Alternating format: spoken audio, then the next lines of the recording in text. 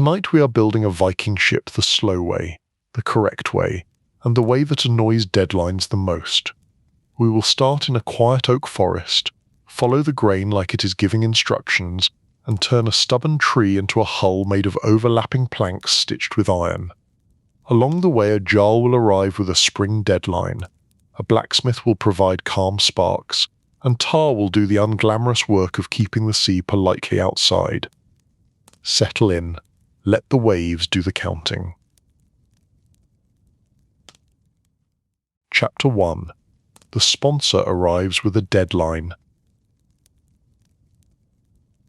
Alder Bay looked busy in the way that only a shipyard can. Tools lay on benches like they had chosen to rest there. Coils of rope waited in patient spirals. A stack of timber sat under a rough tarp, pretending it was not listening to the sea. The fog was low and damp. The gulls were loud and certain. The tide moved in and out with the calm confidence of something that did not care about deadlines. Ewan Ashford stood near the slipway with his boots in wet sand. He watched the waterline as if it might explain itself. It never did. It only kept being water, which was a steady job and therefore respectable. Bram Reed carried a bundle of thin offcuts across the yard. He held them like they were important. He set them down a little too carefully, then wiped his hands on his tunic and waited for Ewan to notice the effort. Ewan noticed everything. He simply did not reward everything. "The fog is low today," Ewan said. Bram nodded as if fog had been scheduled. "It makes the bay look mysterious." "It makes the bay look damp," Ewan said. "Mystery is what people call damp when they want it to sound useful." Bram smiled, polite and familiar. He had learned that Ewan was not cruel. Ewan was just allergic to unnecessary excitement. Footsteps crunched on the path above the cove. Bram turned first, shoulders lifting into a posture that hoped to look employed. Shapes emerged through the fog, then cloaks, then faces. Jarl Rowan of Alder Bay came down the slope with 2 guards behind him, and a scribe carrying a leather satchel and a wax tablet. Rowan wore the kind of cloak that looked heavy and expensive, which meant he had important reasons to stand where the wind could not reach him. His boots were clean, which meant he had not fought any mud on the way here. He had simply arrived, as important people tend to do. Rowan raised a hand. Ewan gave a small nod in return. Ewan did not step forward. Sponsors like builders to move first. Ewan liked sponsors to remember who had the tools. "Ewan Ashford," Rowan said. "I have heard your ships do not sink." "Some of them do," Ewan said, "but they do it slowly. Most people consider that polite." Rowan let out a short laugh like a door closing gently. "Good. I prefer my ships polite." The guards stayed a few paces back. Their eyes moved over the yard as if a plank might rise up and become dramatic. The scribe looked at everything with the anxious respect of someone who believed life could be improved by writing it down. Rowan stepped onto the sand. He looked at the slipway, the shed, the stacked timber, the quiet tools, the fog. He inhaled once and decided not to comment on the smell. It is hard to compete with tar and seaweed, and shipyards do not try.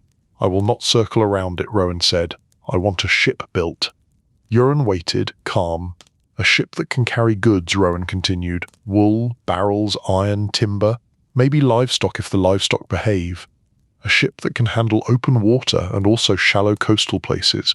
A ship that can be rowed when the wind is sulking and sailed when the wind remembers its job." Bram felt a warm lift in his chest. He could see it already. A clean hull rising plank by plank. A sail like a broad wing. A vessel that would make the bay look proud instead of damp. "And," Rowan added, "I want it ready for the spring gathering at Tunsberg harbour." The air changed, loudly, just enough for Bram to notice. A deadline had entered the yard, and deadlines never wiped their boots. "Spring gathering," Euron repeated, like he was tasting the words for splinters. "Yes," Rowan said. "Everyone arrives with gifts and excuses. I would like to arrive with something better than excuses." Euron looked out toward the tide. The sea did not reply. It never did. The sea let people talk until they heard themselves. "How large?" Euron asked. "And how much cargo?" Rowan made a gesture with one hand, as if size could be measured by confidence. not enormous. I do not need a floating barn. I need something that carries enough to matter and still moves quickly enough that I do not feel old while watching it. In other words, Euron said, you want the ship to flatter you. Rowan held his smile sharp at the edges. I want the ship to do its work. Ships do their work whether they flatter anyone or not, Euron said. It is the people who are delicate. Bram kept his face neutral. He did not know the exact price of laughing at a Jarl, and he suspected it was not discounted. Euron walked to a low table near the shed and picked up a piece of charcoal. He drew a single curve on a thin board, not a full plan. Just an idea shaped like a promise. If you want a ship built the way our people build them, Euron said, it will be clinker built. The scribe paused, stylus hovering. He pressed it down again, eager to catch the word. Clinker built, Euron repeated. The planks overlap like scales. Each strake lies over the one below. The overlap is fastened with iron rivets and roves.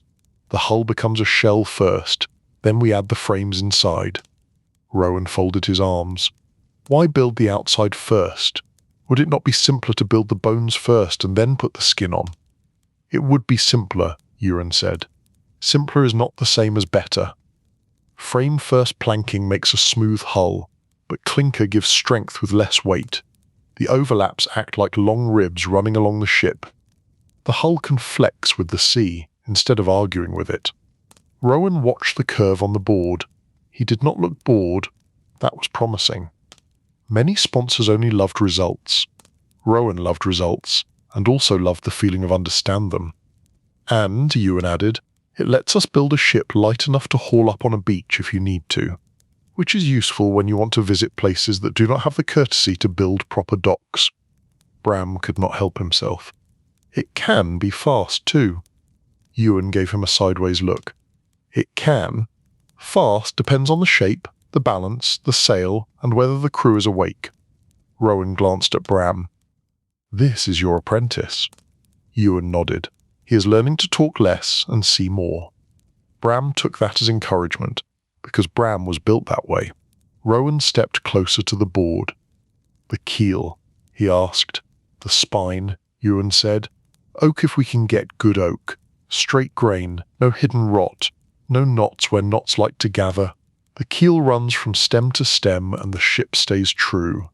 Symmetry matters, not because it looks pretty, although it does. It matters because the ship will handle cleanly when the wind shifts and the sea decides to be creative. Rowan tapped the table once with a finger. How long? Ewan did not answer immediately. He looked at the fog, he looked at the tide, he looked at the tools that would soon have to earn their keep. He thought, which was what deadlines feared most. From keel laying to launch, Euron said, we can do it by the spring gathering, only if the weather behaves, and the timber behaves, and the iron behaves, and you behave. Rowan lifted an eyebrow. I behave. You arrived with a deadline and a cloak, Euron said. That is not what I call behaving. That is what I call announcing. Rowan released a slow breath. It might have been laughter, it might have been restraint. What do you need? Euron set the charcoal down. Good timber first, iron for rivets and roves, wool or hair for caulking, tar to seal and protect, rope, sailcloth or the mean to weave it, hands that can work quietly when the work gets slow. Bram felt that last part like a gentle stone placed in his pocket. Heavy enough to remember, not heavy enough to hate. Rowan nodded. I can provide what you need. There is timber inland, there is iron from the forge at Westmere, there is tar from Signy Tarwell if you can tolerate her opinions.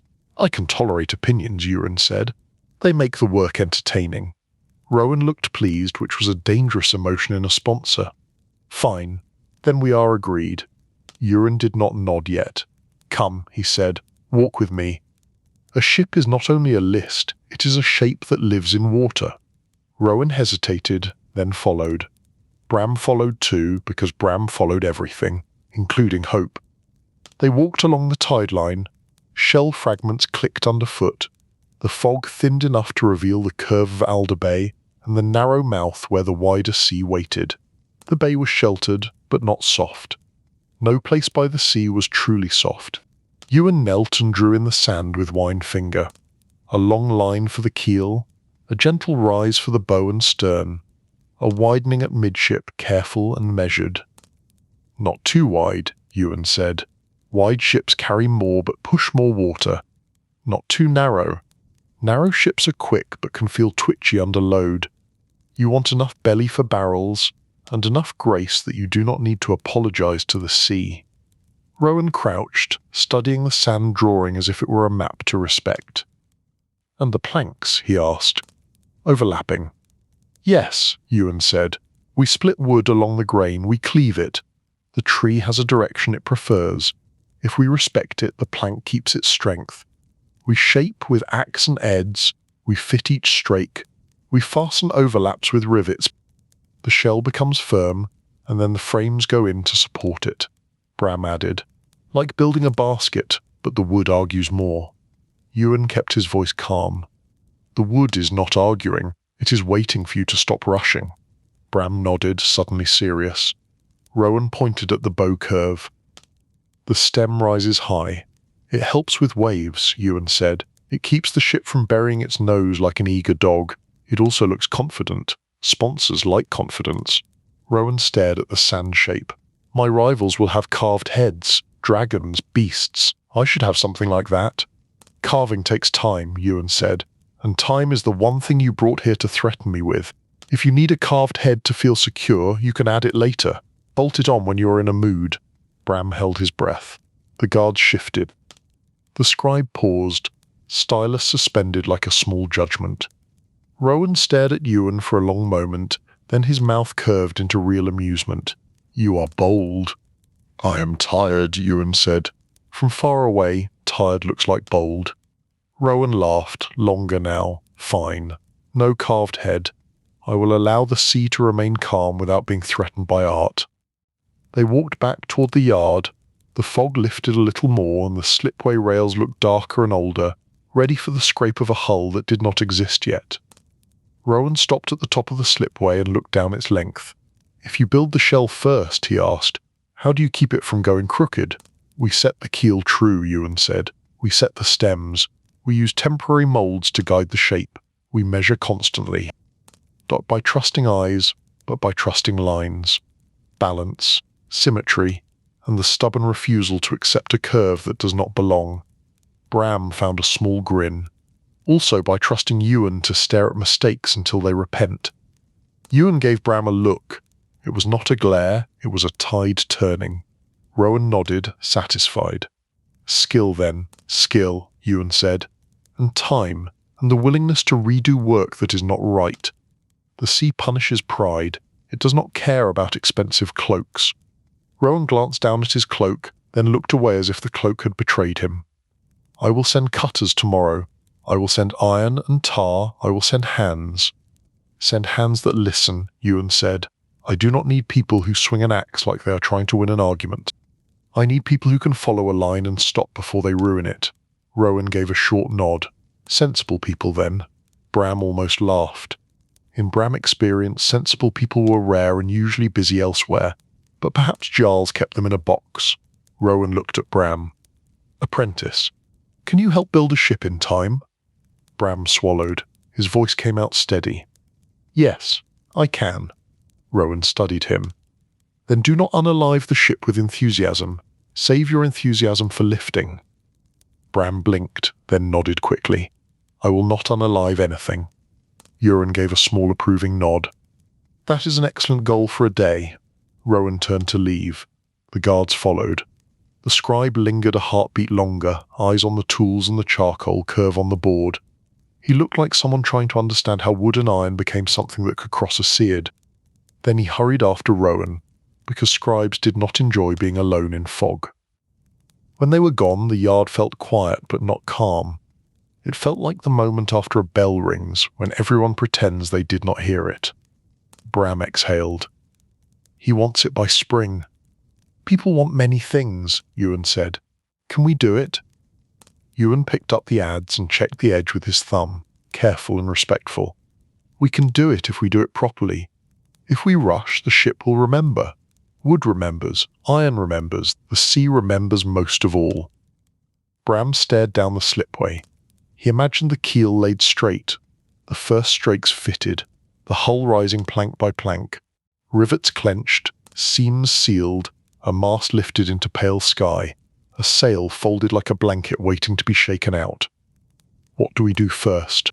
Ewan looked inland toward the dark line of trees beyond the dunes. We find the right trees. We ask the forest politely to become a ship.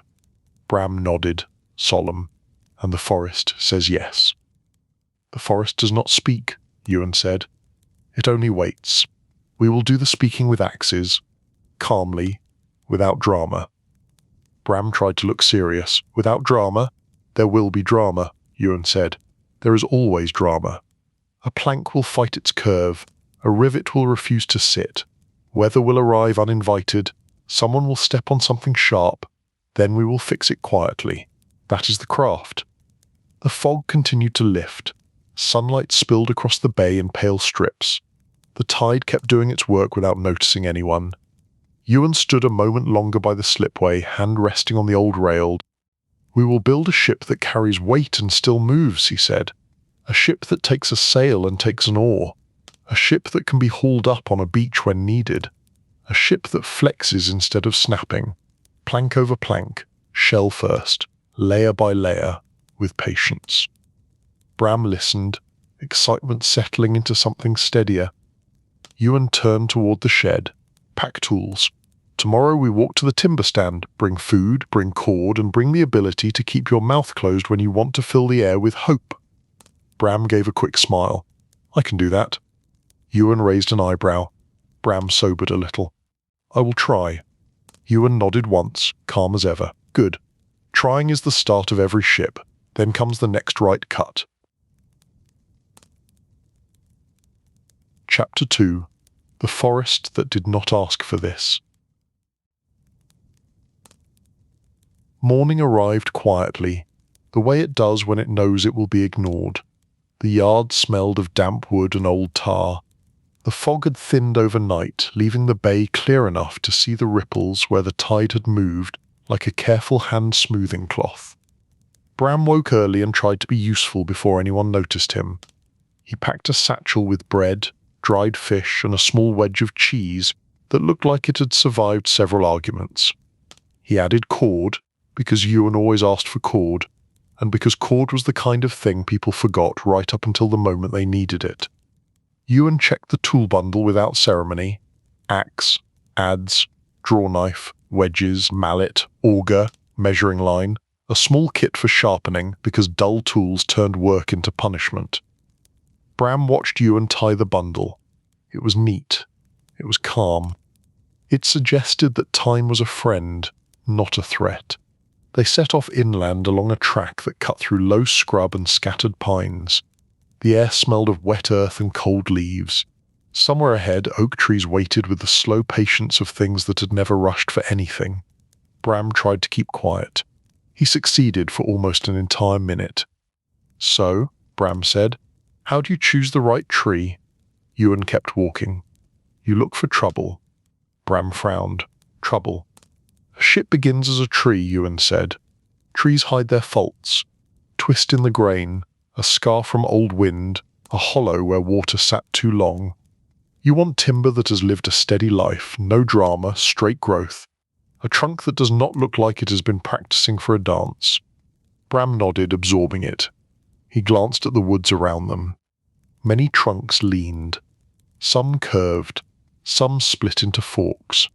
Bram realized that most trees had personalities, and most personalities were inconvenient in boat building. They reached a small stream. The water was shallow and quick, sliding over stones. Bram stepped on a rock that looked solid and felt slippery. His foot shot sideways. He windmilled his arms, then recovered with a gasp. The stream tried to unalive me, Bram said. The stream does not care about you, Ewan said. That is what makes it honest. They crossed and continued. As the ground rose, the trees changed. Fewer pines, more broad leaf shapes. The air grew richer, heavier with leaf litter and the quiet scent of old wood. A man waited near the edge of the oak stand. He was not tall, but he looked rooted. His hair was grey, his hands broad. He held a staff more as a habit than a need. "Hail," Ewan said, like greeting a familiar tool. "Ewan," the man replied. Then his eyes went to Bram. "New win." Bram bowed his head, uncertain how much. "Hello, this is Holden," Ewan said. "He watches this stand." If the trees could complain, he would listen. Holden grunted. "The trees do complain. People just do not hear the language." Bram looked at the oak trunks. They stood thick and solid, bark rough, branches high. These were older trees, the sort that made shade feel heavy. Holden stepped forward and walked among them. Ewan followed. Bram trailed behind, trying not to step on anything that could turn into a lecture. Holden stopped at one oak and rested a hand on the bark. "This un," he said. "Too many branches low, knots. Good for fire, bad for keel." He moved on. He stopped at another. "Lightning scar." "No." He stopped at a third. "Twist." "No." Bram watched, fascinated. It was like watching someone read a book where every page was a trunk. Holden paused at a tall oak with a straight rise and few lower branches. He looked up, then down, then walked around it slowly. He tapped the trunk with his knuckles. He turned to Ewan. "This is clean." Ewan circled the tree once, hand brushing the bark. He leaned in, eyes narrowed as if listening through wood. Bram waited. His own mind filled with images of the keel, long and straight, the backbone that would hold the ship true. He understood now why Ewan had looked tired when Rowan said spring. A ship began here, with choices that could not be hurried. "This one for the keel," Ewan said. "If Rowan truly sends cutters, we will take it. If he sends people who swing an axe like a festival, we will take over before they ruin it." Halden gave a slow nod. "I will watch them. If they act foolish, I will make a sound they understand." Bram dared a question. "What sound?" Halden looked at him. The sound of a man who is about to become disappointed. Bram nodded.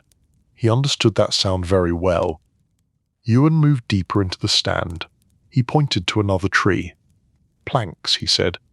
"Strakes want straight grain and good thickness. We will cleave, not saw." Bram had heard the word yesterday. He still wanted it to be more magical than it was. Ewan chose a tree for planks, then another. He spoke softly as he moved, marking with charcoal, measuring with eyes trained by years. "Oak is heavy," Bram said. "Why not lighter wood?" "Because the sea is heavier," Ewan said. "Oak holds where stress lives. It takes fastenings well. It tolerates hard work. Lighter woods have their place, but for keel and main strakes, oak is honest." Holden stopped by a fallen log and kicked it lightly. "This one fell last winter, good for smaller pieces, knees and blocks." Ewan nodded. "We will take what we can." A ship uses more than people think. Not planks, blocks, cleats, wedges, fittings. If you do not plan, you spend your life hunting for a small piece of wood while the rest of the yard waits and pretends not to judge you. Bram pictured himself searching through scrap piles. He could already feel the future judgment. Rowan cutters arrived late morning, 4 men with axes, loud enough to frighten birds. They came with a cart and a pair of oxen, and the confidence of people who had never split a plank wrong in front of anyone important. Holden watched them approach with a face like stone. Bram wondered if Holden had been carved that way on purpose. The lead cutter saluted Ewan with an exaggerated gesture. "Jarl Rowan sends us. We cut, you build." Ewan nodded. "You cut carefully." "Carefully," the cutter repeated, as if the word tasted odd. Ewan pointed to the keel tree. "That un. Straight cuts.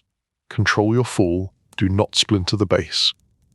The cutter gave a grin that suggested he believed falling trees should simply agree to fall well. Ewan stepped back. Holden stayed close enough to be a warning. The first axe blows landed. The sound was steady and heavy. Chips flew. Bram watched the notch form, then the back cut begin. The cutters worked fast. Too fast. Ewan shifted his weight, eyes narrowing. Bram felt the mood change. It was the same as in the yard when a plank refused to fit. Quiet tension. Quiet calculation. The tree began to lean. The lead cutter shouted something unnecessary. The trunk creaked. The fall angle was wrong. It would twist as it dropped. Ewan moved in, calm but sharp. Stop. The cutters hesitated. The tree did not. Ewan grabbed a wedge and drove it into the cut with a mallet. The wedge sank and changed the pressure. The trunk paused, complained, then leaned the right way, like a stubborn animal finally accepting a lead rope. The tree fell with a deep crash, branches shuddering, leaves shaking loose like startled birds. The trunk settled without splitting. Bram breathed again. He had not realized he had stopped. Ewan looked at the cutters. "That," he said, "is why you do not rush." The lead cutter scratched his neck, suddenly less confident. "Yes." Halden made his disappointed sound. It was not loud. It was enough. The cutters moved more carefully after that. The second tree fell clean. The third. By the fourth, their shoulders had relaxed into the slower rhythm that wood demanded. Bram helped strip branches, dragging them aside. He learned quickly how heavy green oak felt. It was not just weight, it was insistence. The wood resisted being treated like a simple object. When the trunks were limbed, Ewan marked sections. Keel length, stem pieces, plank logs. "Now," Ewan said to Bram, "you learn the part that makes sawyers sigh." "Cleaving," Bram said, eager. "Yes," Ewan said. "The tree has a grain, the grain is a path, we follow it." They rolled a plank log onto smaller supports. Ewan set the first wedge at the end grain and tapped it with the mallet. The wedge bit in. A crack formed, thin as a promise. Ewan tapped again. The crack grew, running along the log like a line drawn by a careful hand. He placed a second wedge, then a third, working down the length. The log opened slowly, splitting into halves with a sound like a long breath. Bram stared. It looked easy. He suspected it was only easy because Ewan was doing it. "Try," Ewan said, holding out the mallet. Bram took it and placed a wedge where Ewan pointed. He tapped. Nothing. He tapped harder. The wedge sank a little. The crack did not appear. Bram frowned. He tapped again, harder. The wedge bit. A crack formed, then veered sideways like it was avoiding him. Ewan placed a hand lightly on the mallet head, stopping Bram before enthusiasm could become a mistake. "Do not hit it like it owes you money," Ewan said. "Let the wedge work. Listen to the sound. Feel the resistance. The wood is not a wall. It is a map." Bram nodded. He adjusted the wedge, tapped again. The crack straightened, grudging but obedient. "Better," Ewan said. "See? You can learn without threatening the forest." Halden watched with the faint approval of a man who likes seeing a young person survive education. They cleaved more sections. Each split revealed pale fresh wood inside, smooth and damp, smelling faintly sweet. Bram ran a finger along the split face. It was cleaner than a saw cut. The fibers followed the length as if the plank had always wanted to exist. "This is why," Ewan said. "Sawing cuts fibers, cleaving respects them. A plank with continuous fibers holds strength. It bends and keeps its will. That matters when waves push and twist and try to make a ship confess its weaknesses." Bram looked at the halves, then at the growing stack of cleft pieces. "So the ship begins with listening." Ewan nodded. "Everything begins with listening. The sea, the wood, even sponsors, though that part is optional." By late afternoon the cart was loaded with the first haul. The oxen stood patient, sides heaving, eyes calm. They looked like they had known too many men who believed shouting moved weight. The cutters wiped sweat and tried to look proud. Holden gave them a look that suggested pride was fine as long as it stayed quiet. "Rowan wants speed," Bram said as they watched the cart start down the track. "Rowan wants to be seen," Ewan said. Speed is just how he talks about it. Bram thought of the spring gathering, crowded harbour, new sails, new hulls, smiles that were more sharp than kind. A ship was not just transport, it was a statement. Ewan picked up a cleft plank section and hefted it. "This will become a strake," he said. "Not yet. First it rests.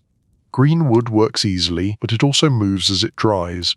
We shape it at the right time. Not too wet, not too dry." Bram nodded. He tried to imagine waiting, but waiting felt like wasting to him. He kept that thought private.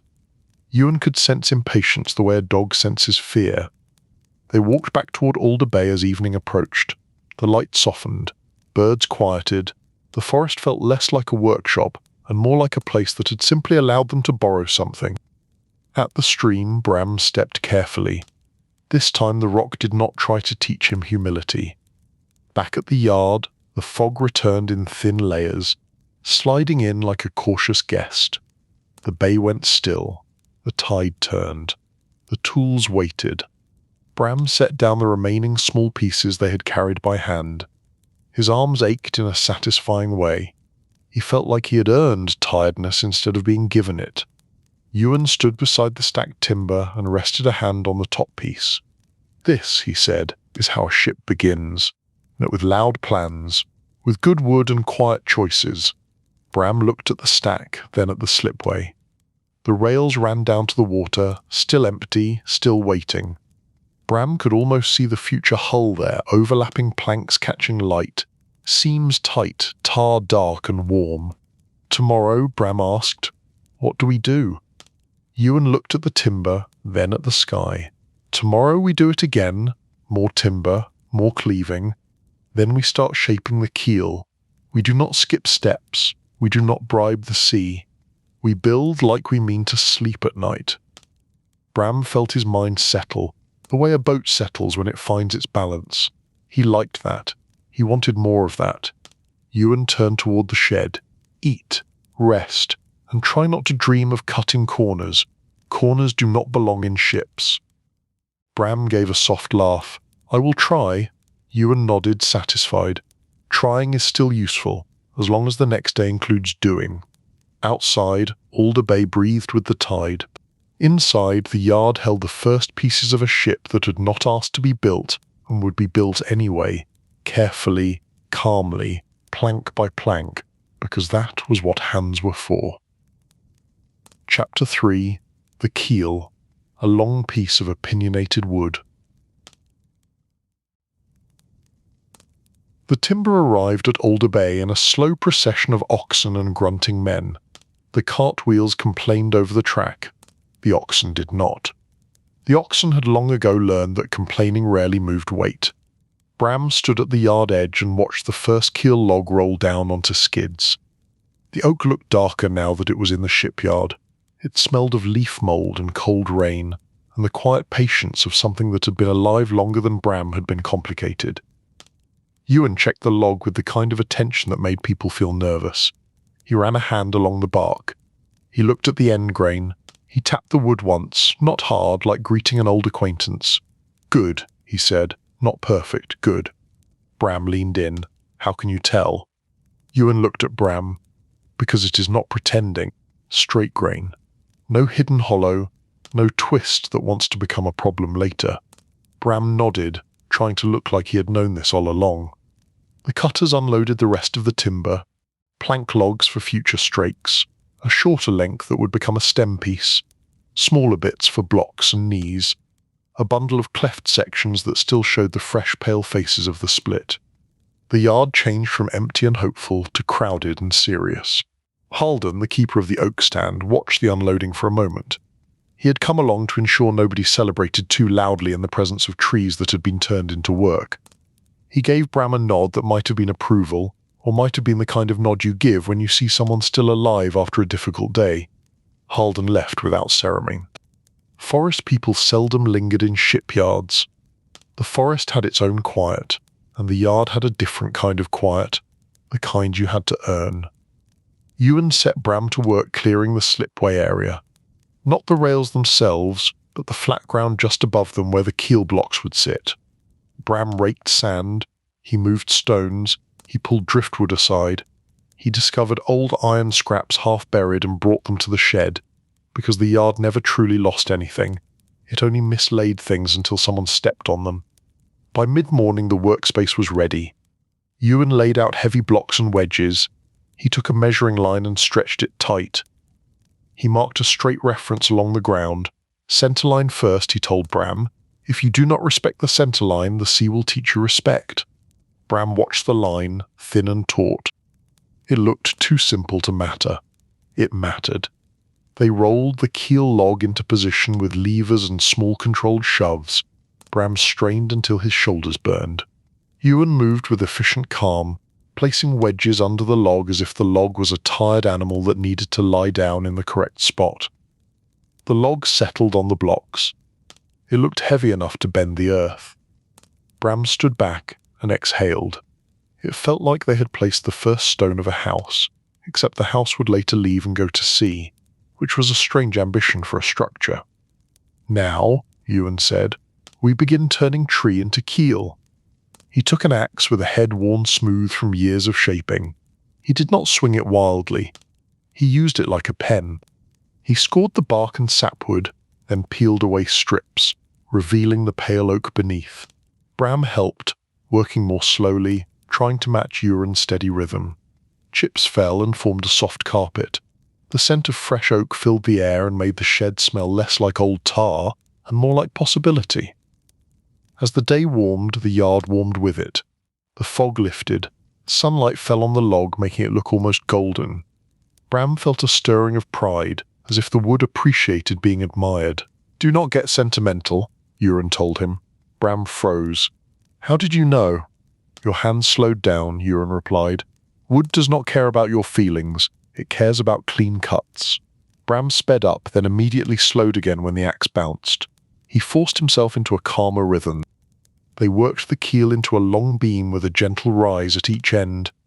Ewan used an adze to refine the shape, smoothing the curves where the keel would meet the stems. He marked reference points with charcoal. He checked the straightness by sighting down the length, an eye narrowed like a hawk that had decided to become a carpenter. Bram knelt to hold a wedge while Ewan adjusted a block. He watched the keel shift a hair, then settle. That tiny movement mattered, the difference between a ship that ran true and a ship that always felt a little irritated. A voice drifted from the path above the yard. "So this is where the Jarl buys patience." Bram looked up. A man stood on the slope with his hands resting on his belt. He wore a clean tunic, a fine cloak, and a look of practiced confidence. Behind him, two younger men loitered in the manner of people who believed they were witnesses to something important. Ewan did not look up immediately. He kept the adze moving for another slow stroke, then stopped and set it down carefully. "Gareth Stone," Ewan said, without warmth or surprise. Gareth stepped closer, boots still too clean for the yard. "Word travels," he announced. "Rowan wants a new ship. He comes here." Bram felt his own shoulders tighten. Rival builders were not like rival bakers. With bakers, the worst outcome was a bad loaf. With shipwrights, the outcome could be a long swim. "Rowan came here," Ewan replied, "because Rowan wants a ship that does not turn into a story told by survivors." Gareth smiled. "Stories are useful. They make a man sound brave." "Not when the story is about losing cargo and dignity," Ewan said. Gareth glanced at the keel. "Nice oak. You took the best tree, it seems." "We took the straight tree," Ewan corrected. "The forest does not care who gets the best. It only cares who makes the least foolish cut." Gareth stepped closer, eyes on the keel line. "And when will the masterpiece be ready?" "Rowan likes to show things off." "By the time it is ready," Ewan replied, "it will not be a masterpiece. It will be a ship. That is the point." Gareth gave a small laugh. "You always talk like the sea is listening." "The sea is always listening," Ewan replied. "The sea hears everything. It simply does not respond until it is inconvenient." Bram watched Gareth's eyes flick to Bram, then away, dismissive. Bram did not like that. Bram did not like many things, but he was learning to endure them quietly. Gareth shrugged. "Fine, I will let you work. I only came to offer advice." Ewan waited, which made advice look nervous. Gareth cleared his throat. "Clinker hull, I assume, overlaps and rivets and all that tradition." "Yes," Ewan replied. "Then do not make it too narrow," Gareth warned. "Rowan will fill it with barrels, and barrels have no respect for balance." "That is the first useful thing you have said today," Ewan replied. Gareth blinked. He seemed unsure whether that was praise or insult. It was both, which made it difficult to defend against. Gareth turned to leave, then paused. "Rowan will visit again," he announced. "He will bring impatience. Prepare yourself." Ewan gave a small nod. "I prepare myself by continuing to work." Gareth walked away, cloak shifting like a bird. Bram watched until the rival and his shadows disappeared into the path. Bram looked at Ewan. He does that often. People talk when they cannot build, Ewan replied. It fills the space where skill should be. Bram returned his attention to the keel. The oak did not care about Gareth. The oak was busy becoming something else. By afternoon the keel had its true shape, not finished, but ready for the next step. Ewan marked a shallow groove where the first plank would later sit. He worked it carefully, a notch that would guide the garboard strake and help the first plank sit cleanly against the backbone. Bram watched. That groove looks small. Small things decide where the water stays out, Ewan replied. Never trust big things to do all the work. They turned to the stem pieces next. The bow and stern needed strong curved timbers that would rise from the keel and give the ship its proud ends. The pieces were shorter than the keel, but their curves demanded respect. Ewan studied that stem timber, then began shaping it with axe and adze. The curve emerged slowly, like a smile that did not fully trust you yet. Bram took another piece and tried to copy. His first cut bit too deep. The wood made a sound like disappointment. Ewan did not scold. He simply stepped close, put a hand over Bram's wrist, and guided the next swing. Lighter. Let the blade follow. Do not force it. Bram tried again. Better. Ewan gave a small nod. Better is how ships get built. As the sun lowered, the air cooled. The yard grew quiet. The cutters had left. The sea hissed softly on the sand. The gulls settled into their evening arguments. A new set of footsteps approached. Bram turned, expect Gareth again. Instead it was Sini Tarwell. She carried a small bundle of rope samples and a jar with a dark residue that looked like trouble. Her hair was tied back. Her eyes were sharp. Her expression suggested she had already judged the yard and found it acceptable but not impressive.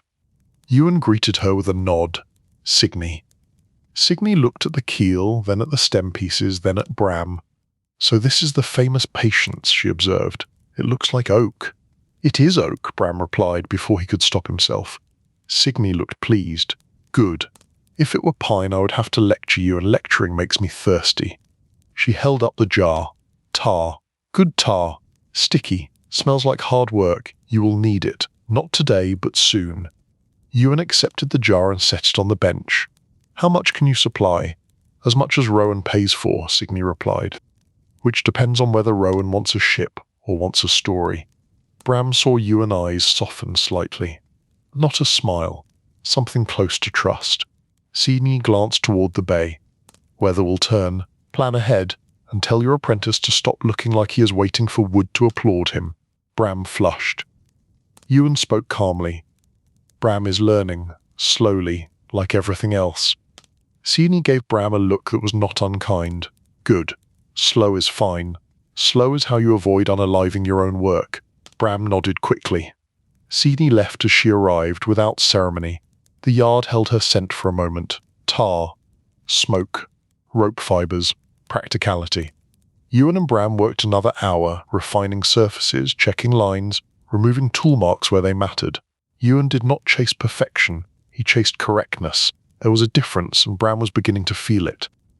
When the light faded, Ewan stepped back from the keel and looked down its length again. Bram did the same, mimicking the posture, one eye narrowed. Bram saw a straight line. He also saw 100 places where his own hands could still make mistakes. Ewan set the adze down. Tomorrow we set the stems. Bram tried to imagine the bow rising. It felt too soon, and also not soon enough. Ewan walked to the slipway rails and rested a hand on the dark timber. This rail has seen many ships, he murmured. It has seen some foolish ones too. It did not unalive them. The sea handled that part. Bram swallowed. So the keel is the beginning. The keel is the start of the argument, Ewan replied. After that, we convince wood and iron and water to cooperate. Bram looked at the keel again. It lay on its blocks like a sleeping animal, heavy, quiet, full of future motion. Ewan turned toward the shed. Eat, rest. Tomorrow we lift the ends and give this ship its posture. Bram nodded. He felt tired in his arms and calm in his mind. It was the good kind of tired, the kind that let a person sleep without wrestling their own thoughts. Outside, Alder Bay breathed with the tide. The keel waited, the sea waited. Everything that mattered took its time. Chapter 4. The First Strakes, or How to Build Outside First. Morning returned with a cool wind that smelled of salt and distant rain. The bay was clear, the tide was low.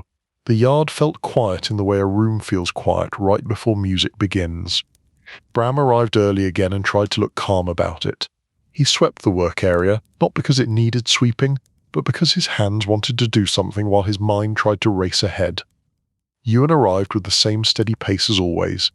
He looked at the keel, then at the stem pieces, then at Bram. He nodded once, which Bram took as permission to continue being alive. Today, Ewan told him, we make it look like a ship. Bram felt a shiver of excitement. He tried to hide it. He failed. First, they set the stems. Ewan and Bram levered the bow piece into position at one end of the keels. Ewan checked the angle with a line and a simple wooden gauge. He adjusted with wedges. Bram held the piece steady, arms trembling from the strain and from the fear of letting it slip. Slow, Ewan reminded him. A ship does not like sudden decisions. When the bow stem sat true, they fastened it temporarily with clamps and lashings. They repeated the process at the stern, setting the aft stem so the keel rose into it cleanly. Bram stepped back and stared. The backbone had ends now. The shape was still skeletal, but it had posture. It looked as if it might soon stand up and start giving orders. Ewan walked around it, checking both sides. He adjusted a wedge by a hair. Bram hardly saw the change, but he saw Ewan's satisfaction. Now, Ewan said, we begin the shell. Bram remembered the Jarl question, why build outside first? Bram looked at the empty space where ribs might have been. It still felt strange. Ewan read his face. Frame first is a fine method for some places, he explained, but clinker hull starts with planks. The planks carry the shape, the overlaps give strength. Later the frames support what the planks already decided. Bram nodded. So the planks decide. The planks and the builder, Ewan corrected. Do not give wood too much credit. Wood will take it.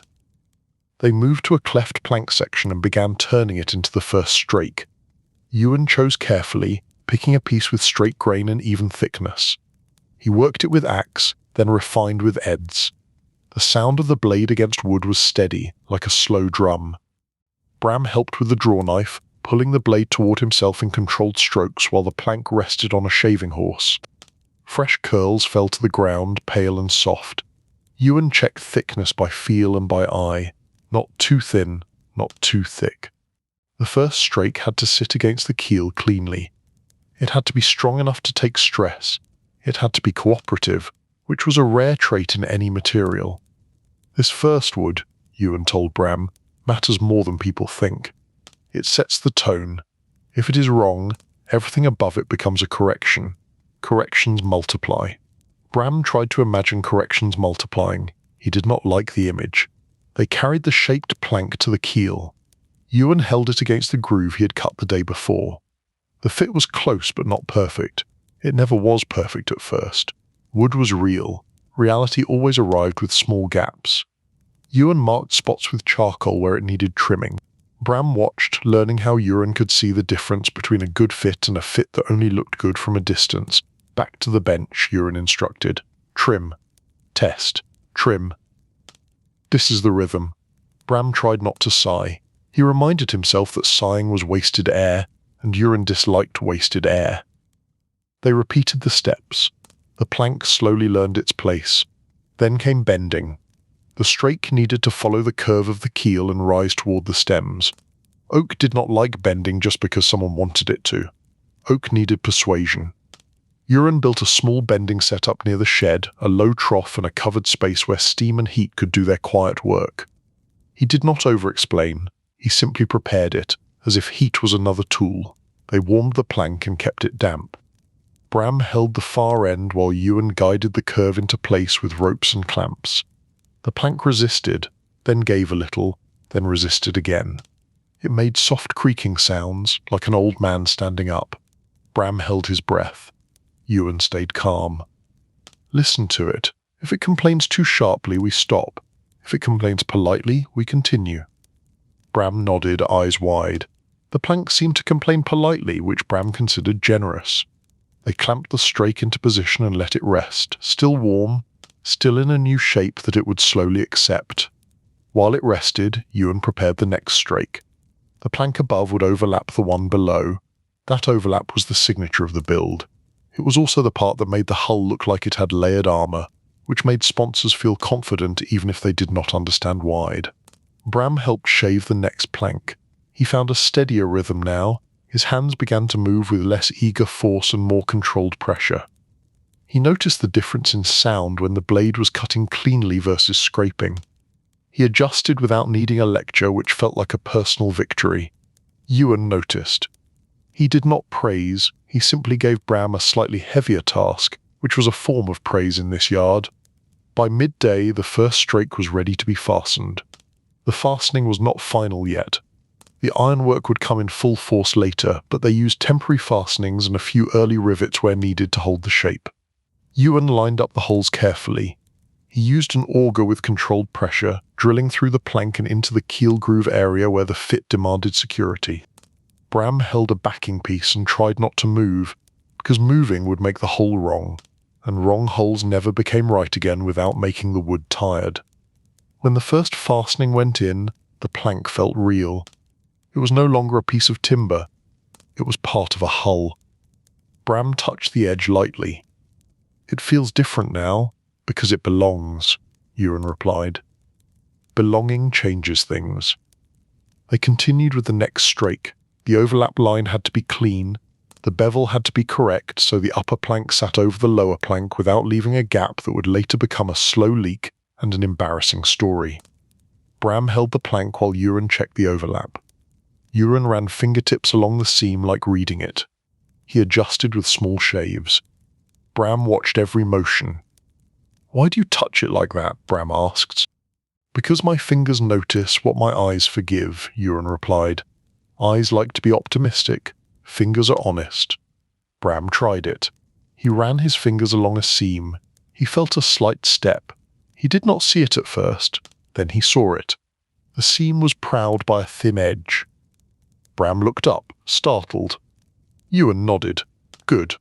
Now you are learning to be disappointed in the right places."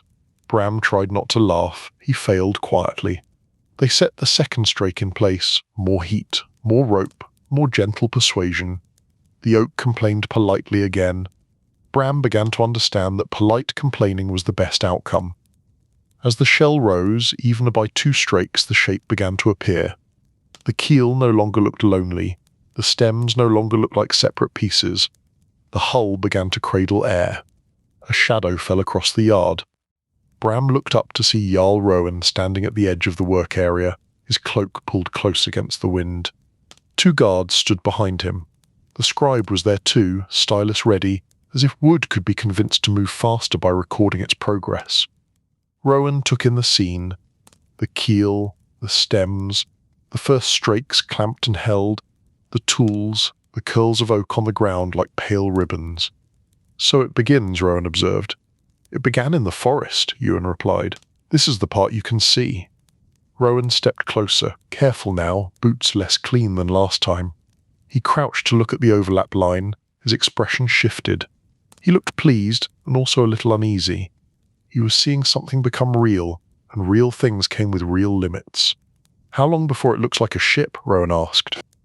"It looks like a ship now," Bram blurted. Ewan glanced at Bram. Bram closed his mouth. Ewan turned back to Rowan. "It will look more like what you imagine after several more strakes and the hull rises to full height.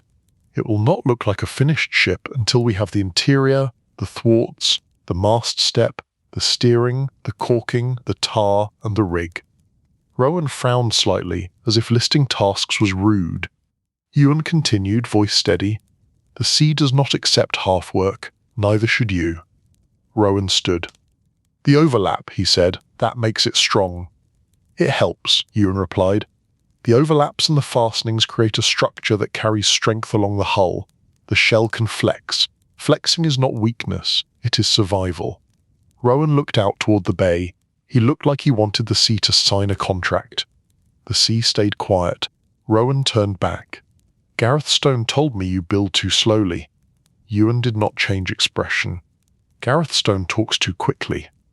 Rowan almost smiled. Then build quickly enough that my rivals stop smiling at me. Ewan nodded once. We will build correctly. Correctly is faster than rebuilding after a mistake. Rowan studied the clamps and ropes holding the straight curve. That plank, he noted. It wants to spring back. It wants to be a tree again, Ewan replied. We are teaching it new manners. Rowan nodded as if new manners were a familiar problem. Very well, continue. He began to leave, then paused. My people brought more iron. The blacksmith will come soon. Ewan gave a small nod. Good. Rowan walked away. The guards followed. The scribe lingered long enough to stare at the hull shape for one long breath, then hurried after the jarl because scribes preferred not to be abandoned near sharp tools. Bram watched them go. He spoke softly. He worries. Sponsors worry because they want control, Ewan replied. Building a ship teaches them they do not have it. The afternoon light shifted. The wind eased. The yard returned to its quieter rhythm. They added the next strake, then another. Each one required shaping, fitting, and persuasion. Each one demanded patience and rewarded it with a clearer hull line. Bram began to notice how the hull widened through the middle and narrowed toward the ends. It was like watching a creature grow from spine outward. The shell-first method no longer felt strange. It felt inevitable. Late in the day, a plank fought them. It resisted the bend near the bow. It creaked with sharper complaint. Bram held the rope while Ewan eased pressure and adjusted the angle. Bram felt sweat on his palms. Is it going to split? Not if we stop trying to win, Ewan replied. We are not in a contest with the wood. We are in a negotiation. Ewan loosened the clamps, warmed the plank again, and tried a different approach. He guided the bend in smaller steps.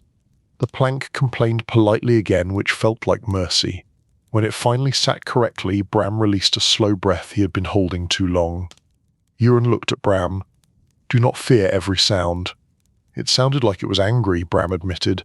It sounded like it was alive, Ewan corrected. Wood makes noise. Ships make noise. The sea makes noise. Silence is not the goal. Control is the goal. Bram nodded, calmer. As evening approached, the hull stood a little higher, just enough to cast a new shadow on the sand. The ship was still low, still open, still incomplete. But it was no longer an idea drawn in charcoal or sand. It was a structure beginning to claim its place. Ewan walked around it slowly, checking both sides. He ran a hand along the overlap lines. He adjusted the clamp by a small turn. He removed a shaving from a spot that only his fingers would notice. Bram watched with quiet admiration. He wanted to become that kind of calm, the calm that came from competence and not from pretending. Ewan set down his tools. That is enough for today. Bram looked at the half-hull. It feels like stopping in the middle of a sentence. It is stopping at the end of a good paragraph, Ewan replied. If you keep writing when you are tired, your words get sloppy. Wood works the same way. Bram nodded reluctantly. They covered the fresh planks lightly to keep the night damp from changing them too quickly.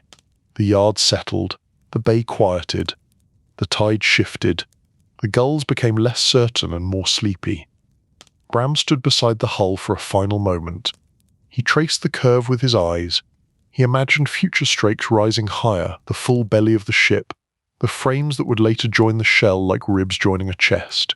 He imagined rowing benches and a mast and a sail that would one day fill with wind and carry this careful work into wider water. Ewan stood beside him, hands resting at his sides. He spoke softly, almost to the ship. Outside first, he murmured. Layer by layer, the shell holds the story. The inside comes after. Bram felt his own mind slow. The day had been full of small decisions, small cuts, small corrections. It was tiring, and it was also strangely peaceful. The work demanded attention so completely that it left little room for anxious thoughts. Ewan turned toward the shed. Eat. Rest. Tomorrow we add more strakes. The ship will rise the way it should, not the way Rowan wishes. Bram gave a quiet nod. He liked that. He liked the thought that the ship answered to craft, not to impatience. Outside, Alder Bay breathed with the tide. The new planks held their curves. The shell stood low and steady, beginning to look like something that would carry weight and still move, a calm argument against the chaos of the sea. Chapter 5. Rivets and Roves. The blacksmith joins the drama. The hull rose slowly at Alder Bay, plank over plank, overlap over overlap, like a patient animal learning its own shape. The shell-first method looked strange to anyone who expected ribs and bones before skin. To Ewan, it looked like the only honest way to do it. The planks carried the story. The inside would come later, once the outside had decided it was serious. Bram learned the rhythm. Shape, fit, warm, bend, clamp, test, adjust, then do it again, because the sea had never been impressed by a first attempt. His hands grew steadier, his mind grew quieter. He still felt excitement, but it no longer spilled out of him like water from a poorly seated seam. On the morning the blacksmith arrived, the yard sounded different. Louder exactly, sharper. Metal brought its own voice and it wanted attention. A cart creaked down the path into the cove carrying iron bars, a small anvil, a box of tongs, and a man who looked like he had been made from the same material he worked. His shoulders were broad, his arms were dark with old soot. His gaze moved over the hull like he was measuring the places where wood would ask metal to behave. Ewan met him near the shed. Tolan Ford. Ewan greeted him. Tolan set the anvil down with the care of someone placing a sleeping child. Ewan Ashford. I hear you want enough rivets to stitch the sea out of a hull. Ewan gave a small nod. I want enough rivets to keep the sea from stitching its way in. Tolan grunted approval. Bram watched closely.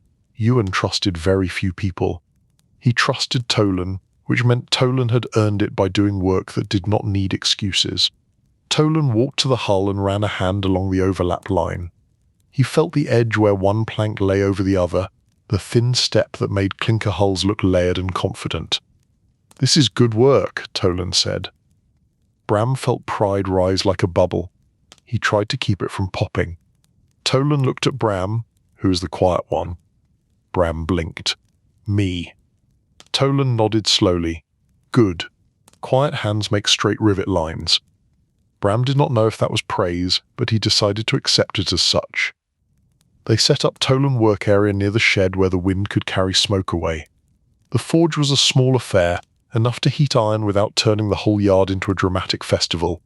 Tolan did not need a large forge. He needed heat, rhythm, and the kind of focus that made other people feel like they should leave him alone. Soon the first iron glowed in the heart of the fire. Tolan pulled it out with tongs. It was bright and alive, a small sun in his hands. He set it on the anvil and began shaping it with controlled hammer blows. Clang, clang, clang. A steady beat, not frantic, not angry, firm and sure. Bram watched, fascinated. He had expected more sparks and noise. Tolan worked like a man who knew that drama wasted energy. Ewan stood beside Bram. Rivets and roves, he explained quietly. The rivet is the nail, the rove is the small plate, like a washer, that sits on the inside. The rivet passes through plank and overlap, then through the rove, then we clinch the end. We mushroom it down so it locks. Metal on both sides, wood held tight. Bram nodded. So the overlap is not just sitting there. No, Ewan replied. The overlap is a joint. The rivets make it a decision. Tolan worked through a handful of rivets first, making them in lengths and thicknesses Ewan requested. Each rivet looked simple, but Bram began to see how much judgment lived in a simple piece of iron. Too thin and it would bend, too thick and it would split wood or refuse to seat properly, too short and it would not clinch, too long and it would curl and make a mess. Tolan set finished rivets into a tray like coins. Then he began making roves, small plates with holes. They were plain and honest. They did not need beauty. They needed strength. When the tray held enough to begin, Ewan led Bram to the hull. The shell had risen to several strakes now. It stood low but unmistakable, a cradle of air and future movement. The overlap lines ran along it like quiet seams. Today, Ewan told Bram, you learn to make holes that matter. Bram swallowed. He already knew holes could ruin work faster than any storm. Ewan set a marking line along the plank overlap. Rivets go in a line, he explained. Even spacing. Not too close to the edge, or the wood will split. Not too far, or the overlap will lift. The line must be true. A wandering rivet line is a confession. Bram looked at the marks. They were neat, measured and consistent. He wondered how many years it took to make marks that looked that calm. Ewan handed Bram the auger. You drill, I will watch. If you drift, I will be disappointed in a way you will remember. Bram nodded quickly. He pressed the auger to the first mark. He began turning, careful and slow. Walk. The bit bit into wood, he kept it straight. He tried to keep his breath steady. A clean hole emerged. Bram felt relief. Ewan touched the rim lightly. Good. Next. Bram moved to the next mark. He drilled again, another clean hole. By the fourth hole, Bram began to feel confident. Confidence arrived at the exact moment it should not. The auger bit. Bram pushed a little too hard. The bit caught. The handle jerked. The hole shifted a hair. Bram froze. Ewan leaned in. He looked at the hole. He did not speak immediately. That silence was worse than shouting. Bram whispered, "Is it ruined?" Ewan stayed calm. "It is not ruined. It is a warning. You pushed when you should have turned. Turning is how we work. Pushing is how we break." Bram nodded, cheeks warm with shame. Ewan set a small wedge under the plank to support it. Drill again, carefully. True the hole with the reamer. Then we continue. Bram obeyed. He drilled with steadier hands. He reamed gently. The hole became round and honest again. "Better," Ewan said. "Better is how you survive learning." They continued drilling holes along the overlap line. Tolan brought a handful of rivets and stood ready, his heavy hands surprisingly delicate when he handled the iron. "Now we fasten," Ewan told Bram. "This is a two-person job. One holds outside, one clinches inside. Tolan will strike. You will learn the rhythm." Bram went inside the hull, crouching under the rising shell. It felt strange in there. The planks curved around him. Light filtered through gaps near the shear where the upper strakes were not yet in place. The smell of fresh oak mixed with the smoke of the forge. Tolan pushed a rivet through the first hole from the outside. The rivet tip appeared inside. Bram held a rove plate. He slid it onto the rivet. It sat snug against the wood. "Now," Ewan instructed, "set it firm, then peen. Light taps. We do not smash, we persuade." Bram held the small peening hammer. He tapped the rivet end. Tap, tap, tap. The rivet end began to spread slightly. Tolan held the outside head with a heavy iron dolly to keep it seated. His presence outside was like an anchor. Ewan watched Bram's hands. Keep the angle, keep the rhythm, feel it. Bram tapped again. The rivet end spread more. It began to mushroom over the rove. The rove hugged the wood. The joint tightened. Bram felt a quiet thrill. The overlap was no longer two planks leaning on each other. It was locked. "Good," Ewan murmured. "That one will hold." They moved to the next rivet. Bram repeated the steps. Slide rove. Tap, tap, tap. Check. Tap again. Each one was a small ritual. Each one asked for patience. After several, Bram began to hear the sound of correct peening. A sharper ring meant the rivet was seated. A dull thud meant something was wrong, a gap or a soft spot. He began to adjust before Ewan had to speak, which felt like a private victory. Tolan offered a gruff observation from outside. "You learn fast, quiet one." Bram tried not to smile too hard. "Thank you." "Do not thank me," Tolan replied. "Thank the iron for cooperating. It rarely does." They worked along a full section of overlap, the yard filled with alternating sounds. The forge breath, the hammer beat, the soft tap of peening, the occasional scrape of tool on wood. By midday, Bram muscles trembled, his knees ached from crouching inside the hull. He emerged from the shell and stood up slowly, as if his body had forgotten what standing felt like. Ewan handed him water. "Drink, then rest your hands. You cannot peen well with tired fingers." Bram drank. The water tasted like simple mercy. Tolan wiped sweat from his brow with the back of his wrist, leaving a streak of soot. He looked at the rivet line. "Good enough. For now." "For now," Ewan agreed. "We continue tomorrow and the next day and the next day until the hull is stitched with iron." Bram glanced at the growing tray of rivets. "How many?" Ewan looked at the hull. "Many. A ship is not built by one heroic blow. It is built by many small correct ones." Bram nodded, feeling the bedtime calm settle back in. The repetitive nature of the work was soothing. It was like counting waves, each one similar, each one slightly different. The afternoon brought a small setback, because afternoons enjoyed that sort of thing.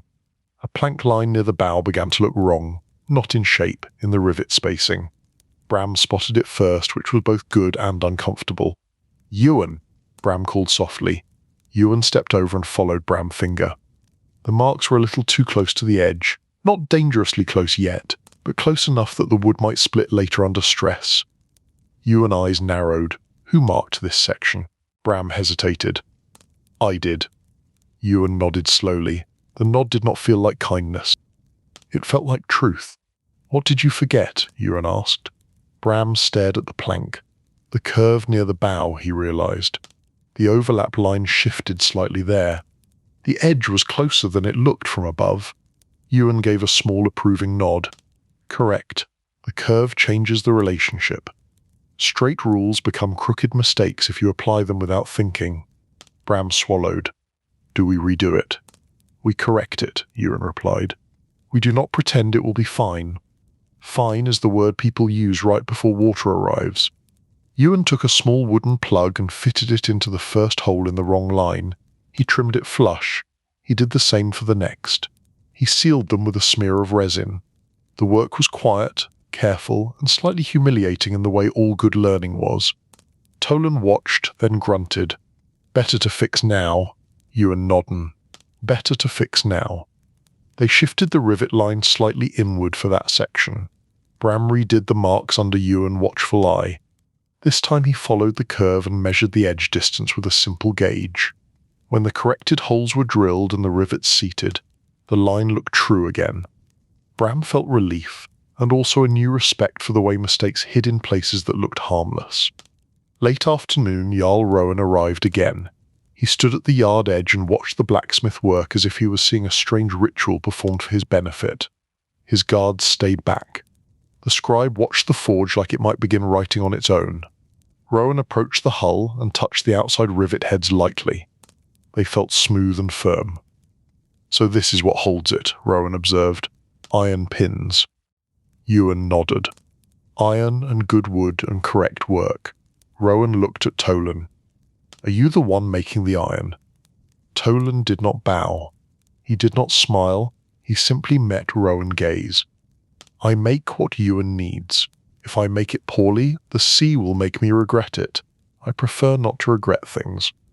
Rowan seemed to like that. He looked back at the hull. "It is taking shape."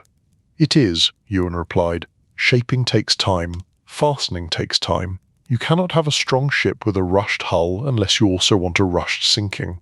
Rowan's mouth twitched, amused and annoyed at the same time. "Gareth Stone says you scare sponsors." Ewan kept his face calm. "Sponsors scare themselves. I just help them hear it." Rowan looked as if he wanted to argue, then decided to be practical.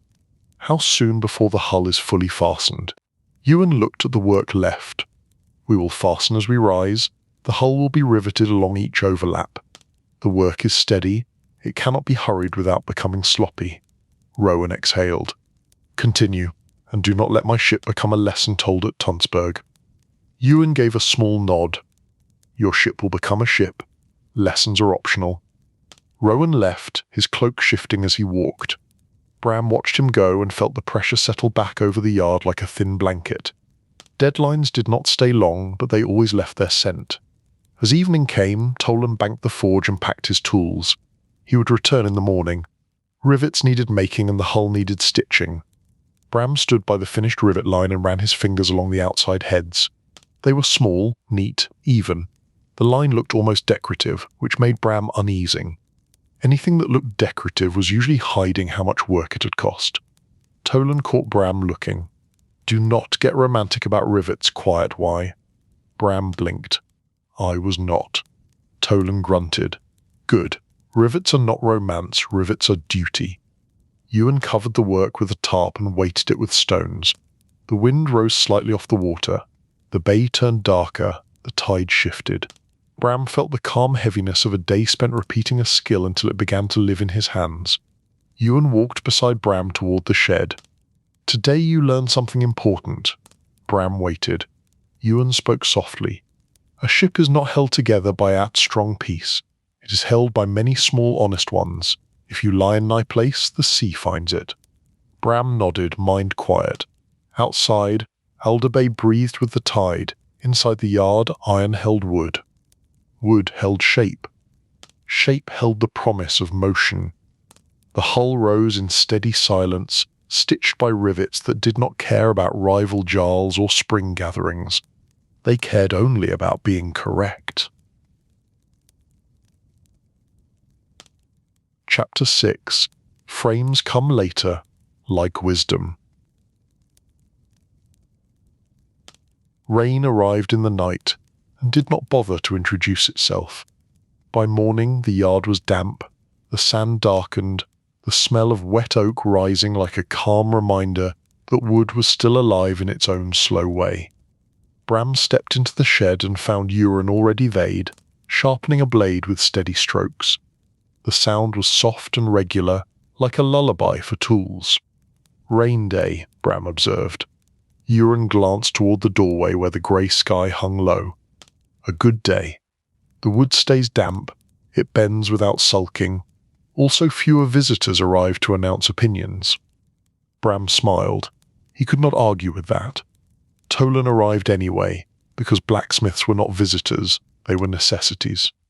He brought a fresh tray of rivets and roves, and a face that looked as if the rain had tried to insult him and failed. They continued fastening as they rose.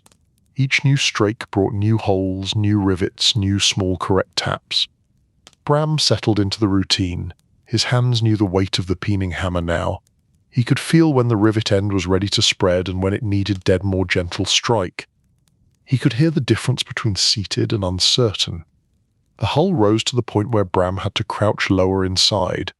The shell wrapped around him like a wooden room, curved and quiet. Light came in through the open top and through small gaps that would later be sealed. The sound of rain on the outside planks made a soft drumming, soothing and steady. By midday, Ewan stepped back and studied the hull. The shell was high enough now that it held its shape firmly. The overlap lines were set.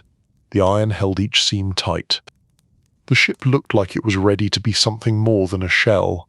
"Now," Euron told Bram, "we begin the part people forget." Bram looked around. More planks. "Not yet," Euron replied. "Now we give it ribs." Bram blinked. "But we are building shell first." "We did," Euron replied. "Now we do what shell first requires.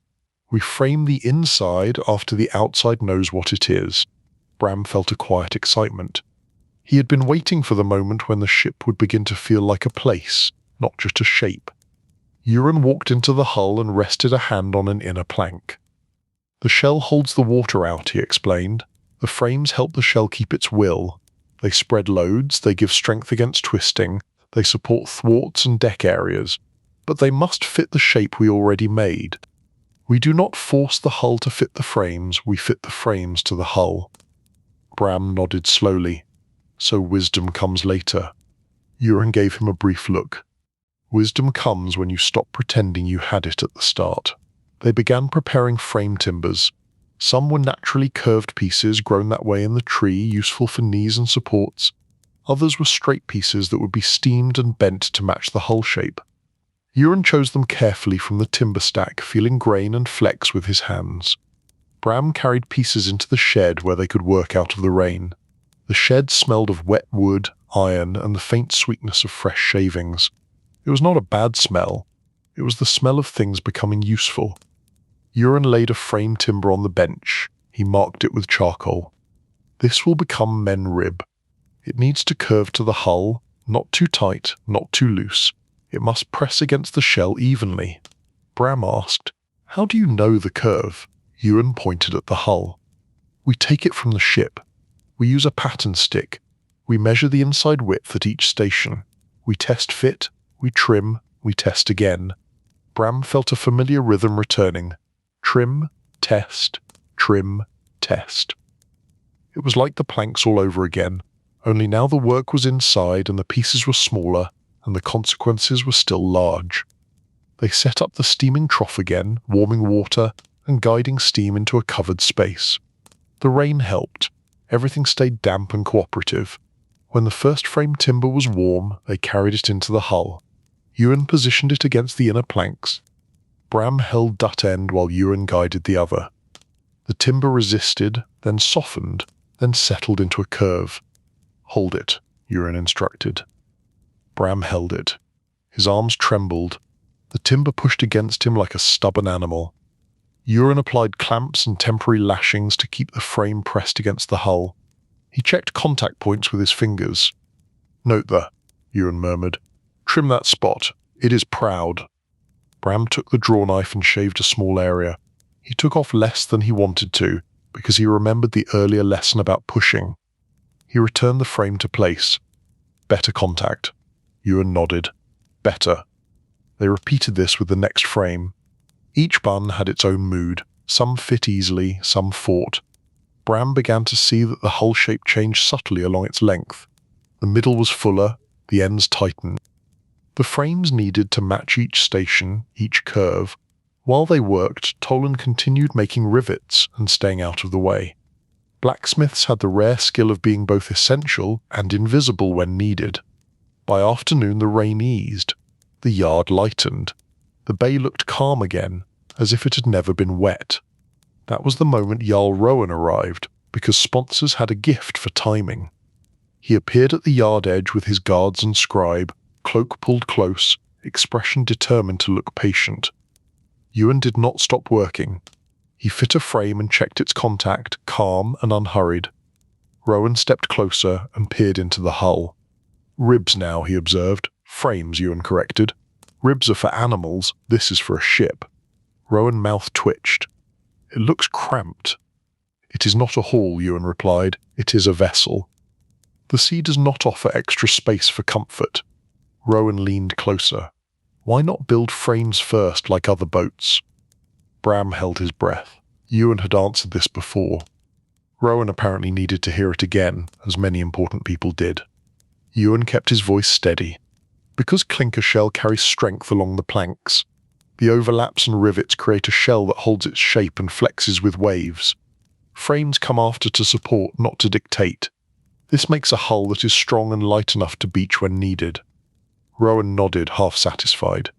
"And these frames, they will be fixed in?" "Yes," Euron replied. "We will fasten them to the shell. We will use tree nails in some places and lashings where tradition and function call for it. We will add floors and knees. We will add thwarts. The inside will become a structure. But it will follow the shape you already paid for." Rowan looked at Bram. "Apprentice, can you stand up in they?" Bram glanced at the low hull. "Not comfortably." Rowan frowned. "My rivals will laugh if I arrive hunched like a crab." Euron looked at Rowan with quiet patience. "Your rivals will laugh regardless. People who laugh at others do it because they have nothing else to offer. If you want to stand upright, build a house." Rowan stared. Then he laughed, short and reluctant, like admitting he had been caught being foolish. "Fine. I will arrive like a sensible crab." Bram almost smiled too hard. He kept it small. Rowan stepped back, eyes scanning the yard. "Gareth Stone says you waste time with details." Euron's voice remained calm. "Gareth Stone wastes time with words." Rowan nodded, as if that was a familiar truth. "How many frames before it is done?" "Enough," Euron replied. "Not more, not fewer." Rowan held his patience like a heavy object. "And the deadline." Euron continued fitting the frame without looking up. The deadline will be met if the work stays correct. If you want it faster, you can ask the sea to become more forgiving. Rowan exhaled. The sea is not forgiving. Correct, Ewan replied. Neither am I, when it matters. Rowan watched a moment longer, then turned to leave. He paused at the yard edge and looked back. Make it good. Ewan gave a small nod. Always. After Rowan left, the yard felt lighter, as if a thin rope had been removed from around its shoulders. Bram shifted his grip on the frame timber. It is strange, Bram murmured, how he can make the air feel heavier by standing in it. That is a sponsor skill, Ewan replied. If he could build ships, he would not need it. They continued, frame after frame, fit, trim, clamp, check. The work was slow, but it was calm. The hull began to feel different as frames went in. It no longer felt like a shell that could be dented by careless hands. It felt like a structure with bones, quietly gaining confidence. As evening approached, Ewan began setting permanent fastenings for the first frames. He drilled carefully through frame and plank where required, then used fastenings that would hold without splitting the shell. He worked with the same controlled patience he used with planks. Bram asked, "Why not lock everything rigid? Would that not be strongest?" Ewan paused, then spoke softly. "Rigid things break when waves insist. A ship needs strength and it needs give. Flexing is not weakness. Flexing is how it stays whole." Bram nodded. He thought of trees bending in wind. He thought of the way the hull had creaked and complained politely, and then accepted its shape. Flexing was a kind of agreement with reality. They added a knee piece, naturally curved, bracing a spot where stress would gather. Ewan fitted it neatly. Bram watched the way the curve matched the hull and frame like it belonged there. He began to understand why Holden had pointed out fallen logs for knees and blocks. Curved wood saved work and added strength because it followed the grain that nature had already arranged. Tolan packed his tools and left before dark, his work done for the day. The forge went quiet. Without the metal sounds, the yard returned to the softer voice of wood and watered. Bram stood inside the hull and ran a hand along the newly set frame. The timber felt warm from his touch. It pressed against the inner plank with firm contact. No gap, no lie. "It feels like a room now," Bram murmured. Ewan stepped into the hull beside him. "Not a room, but yes. It begins to feel like a place. That is when people start getting attached. Attachment is fine as long as it does not make you careless." Bram nodded. Ewan looked up through the open top at the darkening sky. "Enough for today. The frames we set will settle overnight. The hull will rest. Tomorrow we continue." Bram climbed out carefully. He looked back at the ship. The shell stood higher now. The overlap lines caught the last light. Inside, the first frames curved like quiet ribs, turning the hull into a bodied.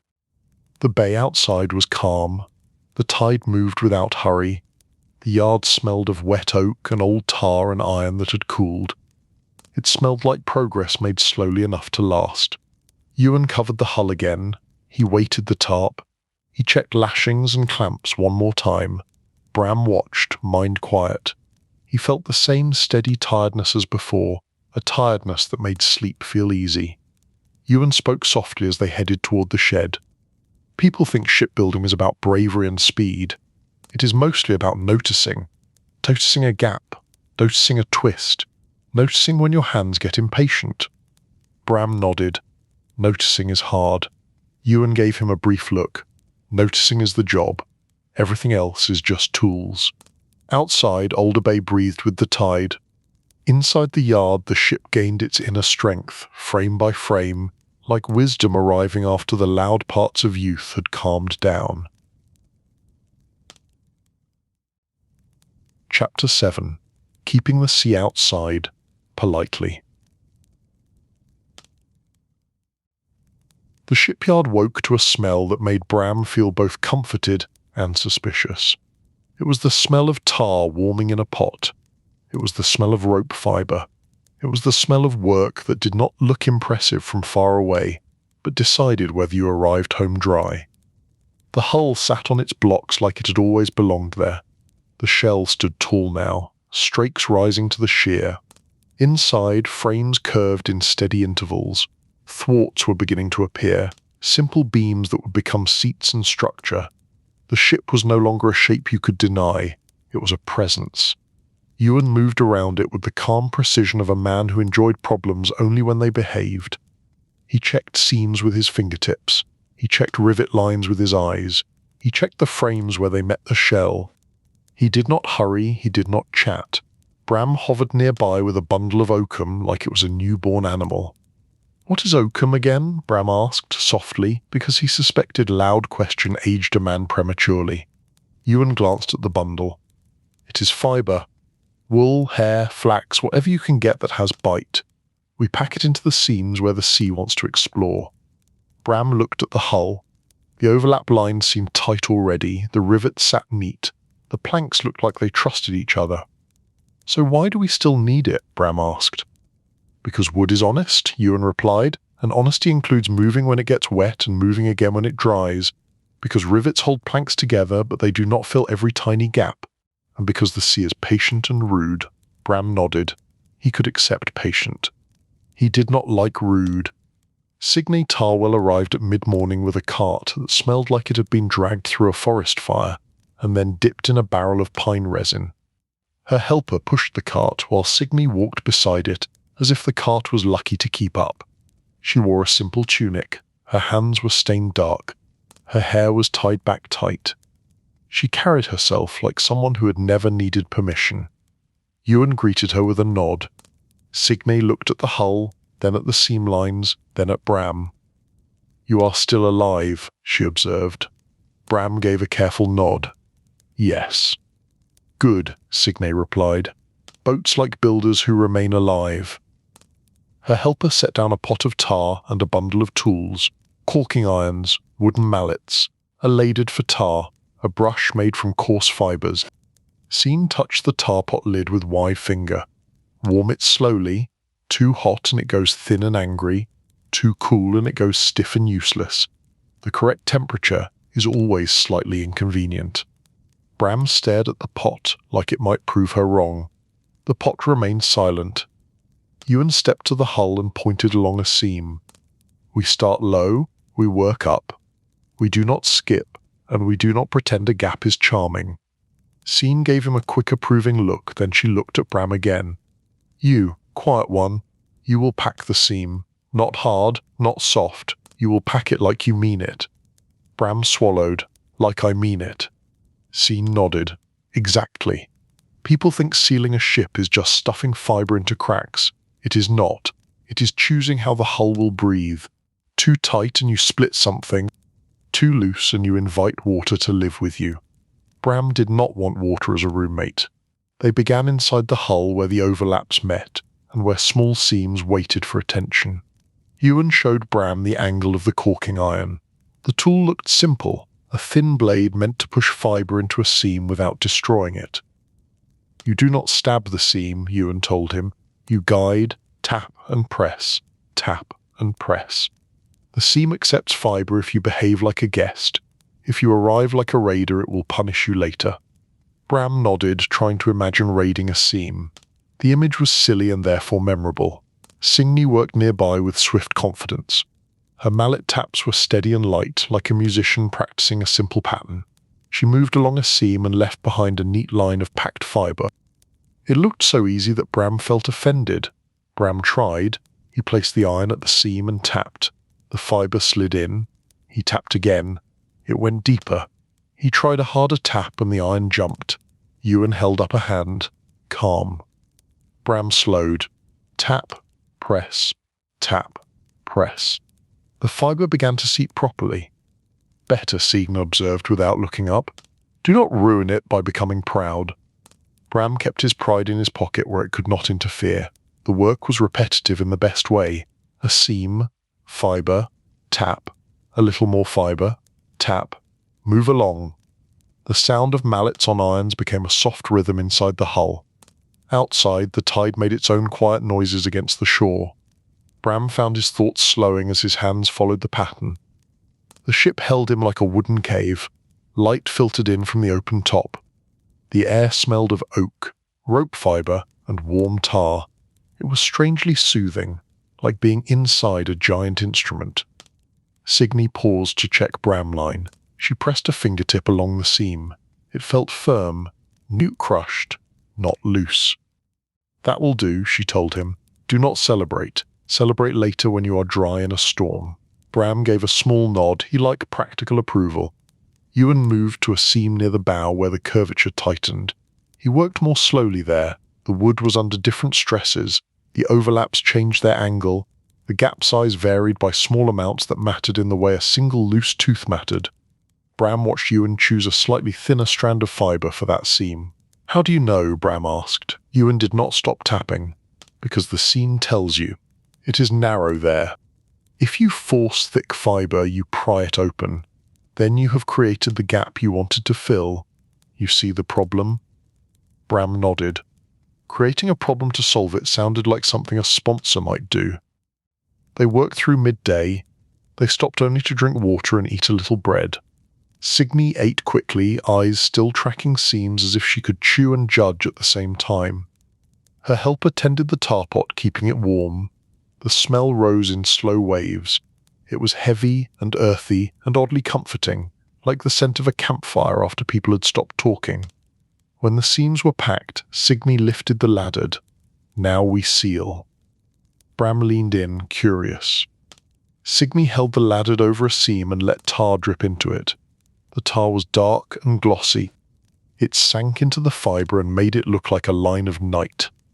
Signy used the brush to spread tar along the seam edges and over the overlap where water would try to creep. Bram watched the tar darken the wood.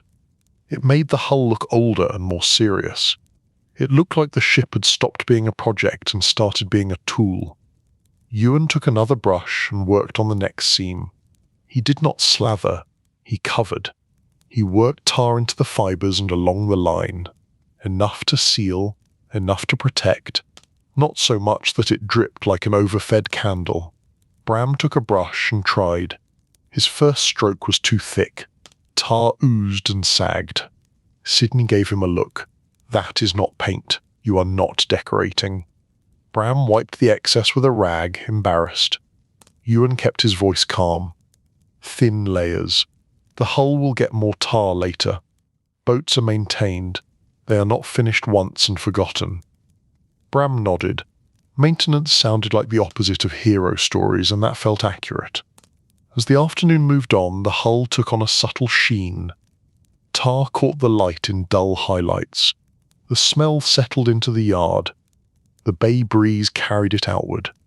Late afternoon brought Jarl Rowan because of course it did. He arrived with his guards and scribe, stepping carefully around the work area as if a puddle of tar might jump at him. Rowan stopped a few paces from the hull and frowned. "It smells like smoke and trouble." "It smells like not sinking," Ewan replied. Rowan leaned closer. "What are you doing now?" Signy answered before Ewan needed to. "We are making the ship less inviting to water." Rowan looked at Signy as if he had expected her to be a rumour. "Signy Tarwell." Signy gave a small nod. "Jarl Rowan. Still alive. Good." Rowan did not know how to respond to that. He chose to ignore it. He looked at the seams, the tar lines, the darkened overlaps. Will it be watertight? Ewan met Rowan gaze. "It'll be a ship. Ships take in a little water, then the crew bails. That is normal. The goal is not to keep all water out forever. The goal is to keep enough out that you arrive dry enough to complain about the weather." Rowan grimaced. "I prefer not to bail." "Then do not go to sea," Ewan replied. Rowan stared, then exhaled. "Fine. How much bailing?" Ewan shrugged slightly. "Depends on the build, the sea, the weather, and whether your crew remembers they have hands." Rowan looked uneasy. "My rivals say their ships never take water." Signy laughed once, short and sharp. "Your rivals are lying, or they have not been anywhere interesting." Rowan glanced at her, offended and amused at the same time. "You speak boldly." Signy wiped tar from her fingers with a rag. "I speak accurately. Boldness is when you speak without knowing." Rowan turned back to Ewan. "And this tar, it lasts." "It lasts until it does not," Ewan replied. "Sun, salt, sand, and scraping on beaches will wear it." "You will wear tar." You will inspect seams, you will replace fibre where needed, you will care for the ship like you care for any valuable tool. Rowan frowned. So it is ongoing. Ewan nodded. The sea is ongoing. It would be strange if ships were not. Rowan looked at the hull again. The tar made it look strong. He seemed reassured by the appearance, which was understandable. Many people took comfort in what they could see. Water preferred what people could not see. Rowan spoke softly, almost to himself. Spring gathering is not far. Ewan kept working. It will be closer tomorrow. That is how time behaves. Rowan held his impatience like a heavy cloak. He looked at Bram. Apprentice, is the ship ready to carry barrels? Bram paused. He had learned not to answer quickly when a powerful man asked a simple question. Bram spoke carefully. It is becoming ready. It will be strong. We are making sure the seams are honest. Rowan studied him, then nodded. Good. Keep it honest. I do not want to arrive at Tunsberg with wet socks and a story. Ewan finally looked up. If you arrive with wet socks, it will be because you stepped in a pudder, not because I built poorly. Rowan almost smiled. That was as close as he came to trust. He left again, guards following, scribes scribbling as if tar could be translated into speed. The yard felt calmer after Rowan departed, even though the work remained. Sponsors had a way of changing the air simply by occupying it. As evening approached, the tar pot cooled. The last seams were brushed. Sini inspected the work with a critical eye that made Bram feel like a plank under scrutiny. She pressed along a seam line near midship. Good. She checked another. Good. She checked Bram's section near the bow. Her finger paused. Bram's heart tightened. Sini leaned in closer. She studied the line. Then she nodded. Good enough. You will do better next time, but good enough for now. Bram exhaled slowly. He did not know he had been holding his breath. That seemed to happen a lot in shipbuilding. Ewan covered the tar pot. He spoke quietly. Tomorrow we let it set. Then we continue inside work. Thwarts. Mast step soon. Signy glanced at him. Mast step soon means you will want more rope and more tar. Ewan nodded. We always want more rope and more tar. Signy gathered her tools. Her helper lifted the bundle. She looked at Bram and last time. Quiet, Dot. Remember this. Bram waited. Signy spoke with calm certainty. The sea does not enter like an enemy. It enters like a visitor who was never invited but acts like it belongs. Your job is to keep it outside without insulting it. Bram nodded. Keep it outside. Politely. Signy gave a short approving sound and left the yard. Her footsteps steady, her presence lingering in the scent of tar. Ewan and Bram stood beside the hull as the light faded. The tar on the seams looked almost black in the evening. The planks seemed to settle, content with their new protection. Bram spoke softly. It feels like we are sealing a secret. Ewan looked at the bay. We are sealing a habit, he replied. The habit of water to get in. The ship will still live. It will still breathe. It will still move. But it will do so on our terms, not the sea terms. Bram found the thought soothing. They cleaned brushes and rags because tar was patient and would wait overnight to ruin anything left unattended. They washed hands with sand and water, scrubbing until their skin smelled like smoke and pine and stubbornness. As they finished, the tide rose again. The waterline crept closer, quiet and inevitable. The bay reflected the sky. The gulls settled into sleepier arguments. Ewan looked at the hull one last time. The seams were packed. The tar had been laid. The ship smelled like readiness. Bram felt tired in the gentle way that made sleep inviting. Ewan spoke as they turned toward the shed. People think the sea respects courage. It respects preparation. Courage is what you pretend you have when you forgot to prepare. Bram nodded, mind calm. He liked that. It felt true. Outside, Alder Bay breathed with the tide. Inside the yard, the hull rested with its seams sealed and its future held together by iron and patience. The sea waited, polite and rude at the same time, and the ship waited too, quietly learning how to keep it outside. Chapter 8. Mast and Sail. The part where wind gets opinions too. The next morning was clear and cold. The tar had set into a dull sheen along the seams. The hull looked darker, more serious, as if it had aged overnight into a ship that expected responsibility. Bram walked around it slowly, hands behind his back the way Ewan often did. Bram hoped that copying the posture might also copy the calm. It helped a little. Ewan arrived carrying a length of rope and a small bundle of wooden fittings. He set them down and looked up at the open top of the hull. "Today," Ewan told Bram, "we invite the wind." Bram felt a small thrill. Wind felt like magic compared to seams and tar. Ewan stepped into the hull and pointed at the centre area where the mast step would sit. "Not exactly centre," he explained, "but placed for balance. The mast is not decoration, it is a lever. Put it wrong and the ship argues with itself." Bram climbed inside. The hull felt different now, more enclosed, more like a place that belonged to the living. Frames and thwarts made patterns of structure. The curved planks held the light in soft bands. Ewan set a heavy wooden block on the keel area, shaped to fit. "This is the mast step. It takes the base of the mast, it spreads the load into the keel and floors." Bram touched the block. It looked simple. It did not feel simple. "How do we make sure it holds?" Bram asked. "We fit it correctly," Ewan replied. "We brace it. We tie it into the structure. The mast pushes down and pulls sideways. The wind tries to fold things that were meant to stand. We do not allow it." Bram nodded. Not allowing the wind sounded ambitious. They began by fitting the mast step block. Ewan checked contact points against the keel and floor timbers. He shaved a little from one side. He tested again. He shaved again. He tested again. Bram recognized the rhythm. Trim, test. Trim, test. It was the shipyard heartbeat. When the block sat flush, Ewan began setting braces.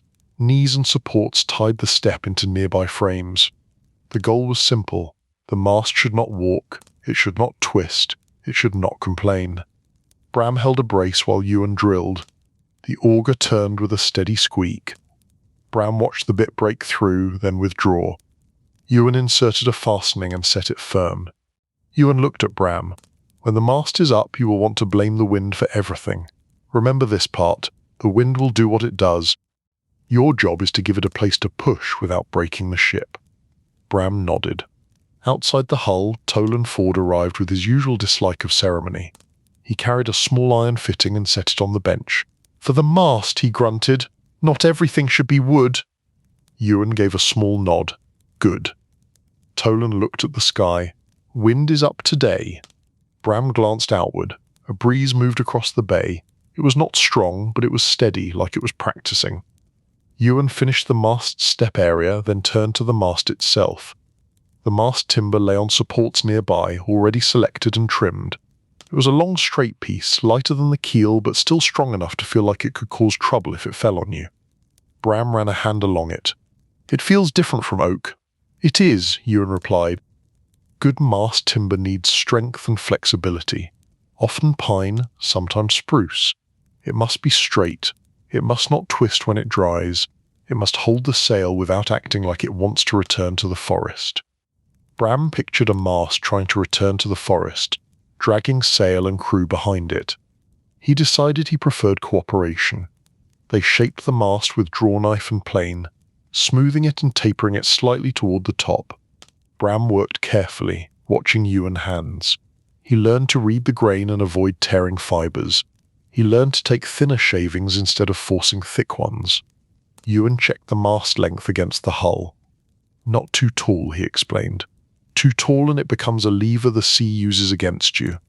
Too short and the sail cannot do enough work. Balance." Bram repeated the word in his mind. Balance. It was the word that kept appearing everywhere. By midday, Signe Tarwell returned, because rope was never far from her. She carried coils that smelled of hemp and salt and practical effort. She also carried a bundle of sailcloth samples, folded neatly. "Rowan asked me to make sure you are not pretending you can braid wind," Signe observed as she stepped into the yard. Ewan gave her a calm nod. "We are not braiding wind, we are giving wind a job." Signe dropped the rope coils with a soft thud. "These are good. strong, fancy. Fancy rope fails with style. This fails less. Bram picked up a coil. It felt rough. It felt alive. It felt like something that could burn your hands if you treated it carelessly. Signe pointed at the mast. You will want shrouds and stays. You will want halyards. You will want sheets. You will want lashings for blocks. You will want spares because the sea likes to test promises. Bram tried to keep track of all the words. Shrouds, stays, halyards, sheets. It sounded like a laundry list for a very ambitious laundry. Ewan began fitting the mast partner, the support at the level of the deck area that would hold the mast upright. It was a crosspiece with an opening shaped to cradle the mast. Bram asked, "Why does the mast need support up here if it sits in the step down there?" "Because the mast does not trust one friend," Ewan replied. "It wants two, one at the foot, one near the top of the hull, and then the rigging holds it in place like calm hands on a restless shoulder." Bram nodded. Calm hands. That sounded like something he could learn. They lifted the mast into the hull for a test fit. It took effort. Bram and Ewan and Tolan guided it upright. The mast rose slowly, the top passing above the hull line. Bram felt his chest tighten as it stood. It felt like a milestone. The ship now had a spine and ribs, and also a spine that reached up to meet the sky. Ewan checked the fit at the mast step and the mast partner. He adjusted the partner opening with careful shaves.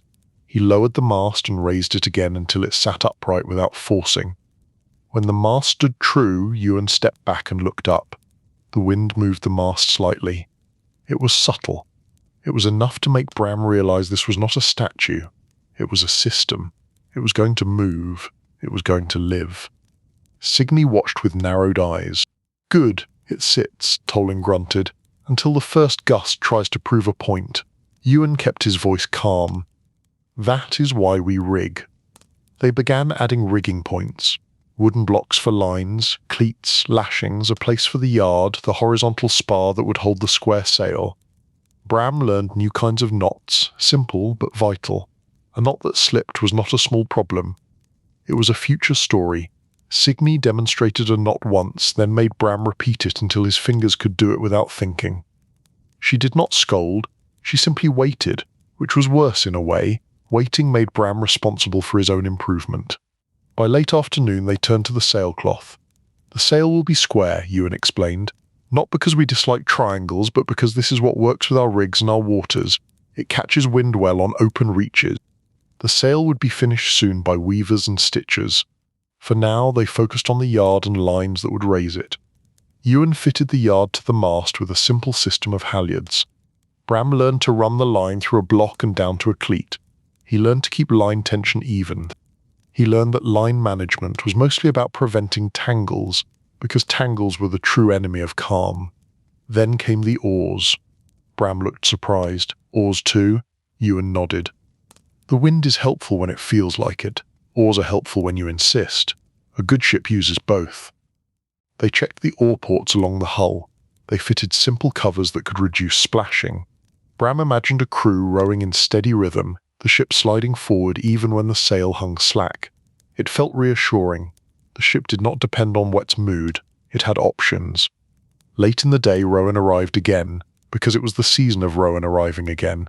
He stepped into the yard with his guards and scribe. He looked at the mast, then up at the sky, then back at the mast. His expression turned into something like respect. "So it reaches," Rowan observed. "It reaches," Ewan replied. Rowan walked closer and touched the mast lightly, as if expecting it to feel expensive. It felt like wood. Rowan seemed slightly disappointed by that, and then decided to be impressed anyway. "When will the sail be on?" Rowan asked.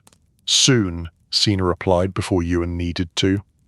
"When cloth is stitched and edges are reinforced, you cannot hang a blanket and call it a sail." Rowan looked at Sini. "I did not ask you." Sini shrugged. "You needed an answer." Rowan blinked, then chose not to fight that particular battle. He turned to Ewan. "And this rig, it will make us fast." Ewan spoke calmly. "It will make you as fast as the wind allows and as fast as your crew can handle. Speed also depends on loading. If you fill the ship like a pantry, it will move like a pantry." Rowan frowned. I intend to bring many barrels. Then you intend to trade, Ewan replied. That is fine. Just do not expect the ship to float like a feather while carrying your entire pride. Rowan almost smiled. Almost. He looked up at the mast again. Will it hold in a storm? Ewan met Rowan's gaze. If a storm wants to break things, it will try. We build so it has to try hard. We rig so we can reduce sail quickly. We rely on skill and caution, not on luck. Rowan nodded, serious now. Good. I prefer caution. Luck makes me tired. Bram thought that was the first wise thing Rowan had said without being pushed. Rowan stepped back and watched Bram coiling a line neatly.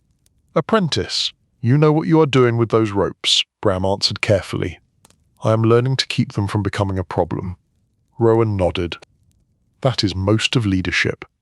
Signy made a short, amused sound. Bram did not know whether to feel honoured or alarmed. Rowan left again, satisfied for the moment, scribe writing something that would later become a neat list that did not include how many times Rowan had worried out loud. As dusk approached, the wind eased. The mast stood quiet. The lines hung in gentle curves. The hull looked tall and strong, seams dark with tar, overlaps stitched with iron, frames steady inside. Ewan lowered the mast for the night, not all the way, but enough to reduce strain.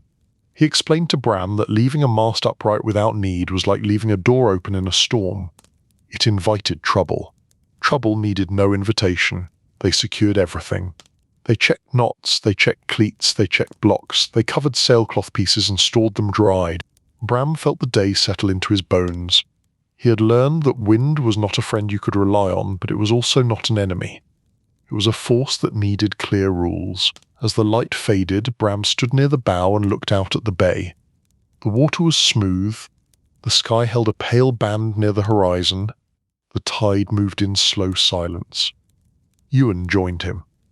Tomorrow we will finish more interior work, he murmured, steering, more fittings, and soon we raise sail properly and see how the ship behaves.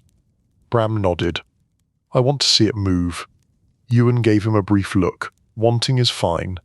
Just remember that the first time a ship moves, it is not a parade, it is a conversation. The ship speaks through creaks and pull and balance. We listen. Bram felt calm, listening again, always listening. The yard grew quiet. The tools slept on benches. The ropes lay coiled like resting snakes that had decided not to be dramatic. The tar smell lingered in the air. The mast rested. The hull waited. Outside, Alder Bay breathed with the tide. Wind moved across the water in small ripples, practicing. The ship stood ready to meet it, not with bravado, but with careful craft and the quiet confidence of things built correctly. Chapter 9. Launch Day at Tunsberg Harbour. The ship did not look nervous. Bram did. The morning they prepared to move the hull, Alder Bay felt too quiet, like the bay was holding its breath to see whether the work would embarrass itself. The sky was pale. The water was calm. The wind moved just enough to remind everyone that it existed. Ewan walked the length of the ship in silence, hands behind his back, eyes taking inventory. He checked the seams where tar lay dark and steady. He checked the rivet lines, small heads neat along each overlap. He checked the mast fittings and the coils of rope stored dry. He checked the steering oar, the long blade that would act like a firm hand on the ship's shoulder. Bram followed a pace behind, trying to look calm. His hands kept finding nothing to do, which made them restless. He had spent weeks being useful. Now the work was about to move, and movement felt like a new kind of risk. Signy Tarwell arrived early, because rope people enjoyed being present when rope mattered. She brought extra line, spare lashings, and a look that suggested he had already forgiven them for any mistakes they had not made yet. Toland Ford arrived as well, carrying a small bundle of iron fittings and a hammer that looked like it had learned patience through sheer exhaustion. He inspected the rivets one last time, then made a satisfied grunt that sounded like approval for a world that rarely deserved it. Jarl Rowan arrived with the usual arrangement of guards and scribe. He looked less like a man visiting a shipyard and more like a man attending a performance. His cloak was clean. His boots were cleaner than they should have been, which was his way of announcing that he did not intend to slip in public. Rowan stopped near the bow and stared at the hull. "It is larger than I imagined," he observed. Ewan gave him a calm look. "It is the size we agreed to build." Rowan circled slowly. He ran a hand along the overlap line and felt the rivet heads like a man counting reasons to trust. He looked at Bram, then at Ewan, then at the ship again. "It seems solid." "It is solid enough to float," Ewan replied. "Also solid enough to punish foolish loading. Try not to insult it." Rowan frowned. "Insult it." "If you stack barrels like you hate balance," Ewan replied, "the ship will respond with a lesson." Rowan exhaled slowly. "Fine. I will stack barrels with respect." Singmi bait a short, amused sound. Respect is free. It is also often ignored. Rowan chose not to argue with her. Instead, he turned his attention to the larger problem. "How do we get it to Tunsberg harbour?" Ewan looked at the slipway. "The sea will do most of it. First we put it in the water, then we move along the coast. Calm weather is a gift. We accept gifts when they appear." Rowan looked out at the bay as if trying to decide whether it looked generous. The bay stayed calm, which was as close to generosity as it offered. The moving began with simple things. Greased rails, rounded logs, ropes set in place, hands positioned where hands would not be crushed. Bram helped smear grease along the slipway rails.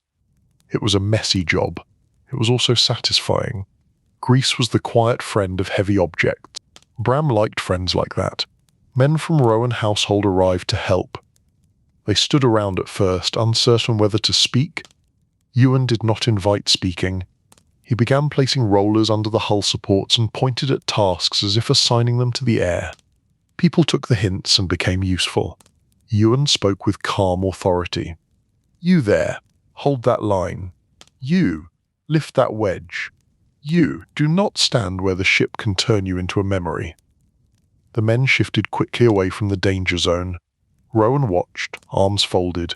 He looked as if he wanted to be in charge and also wanted not to be responsible for anything that could go wrong. This was a common sponsor condition. Bram took a line and felt the weight through it even before anything moved. The ship was heavy.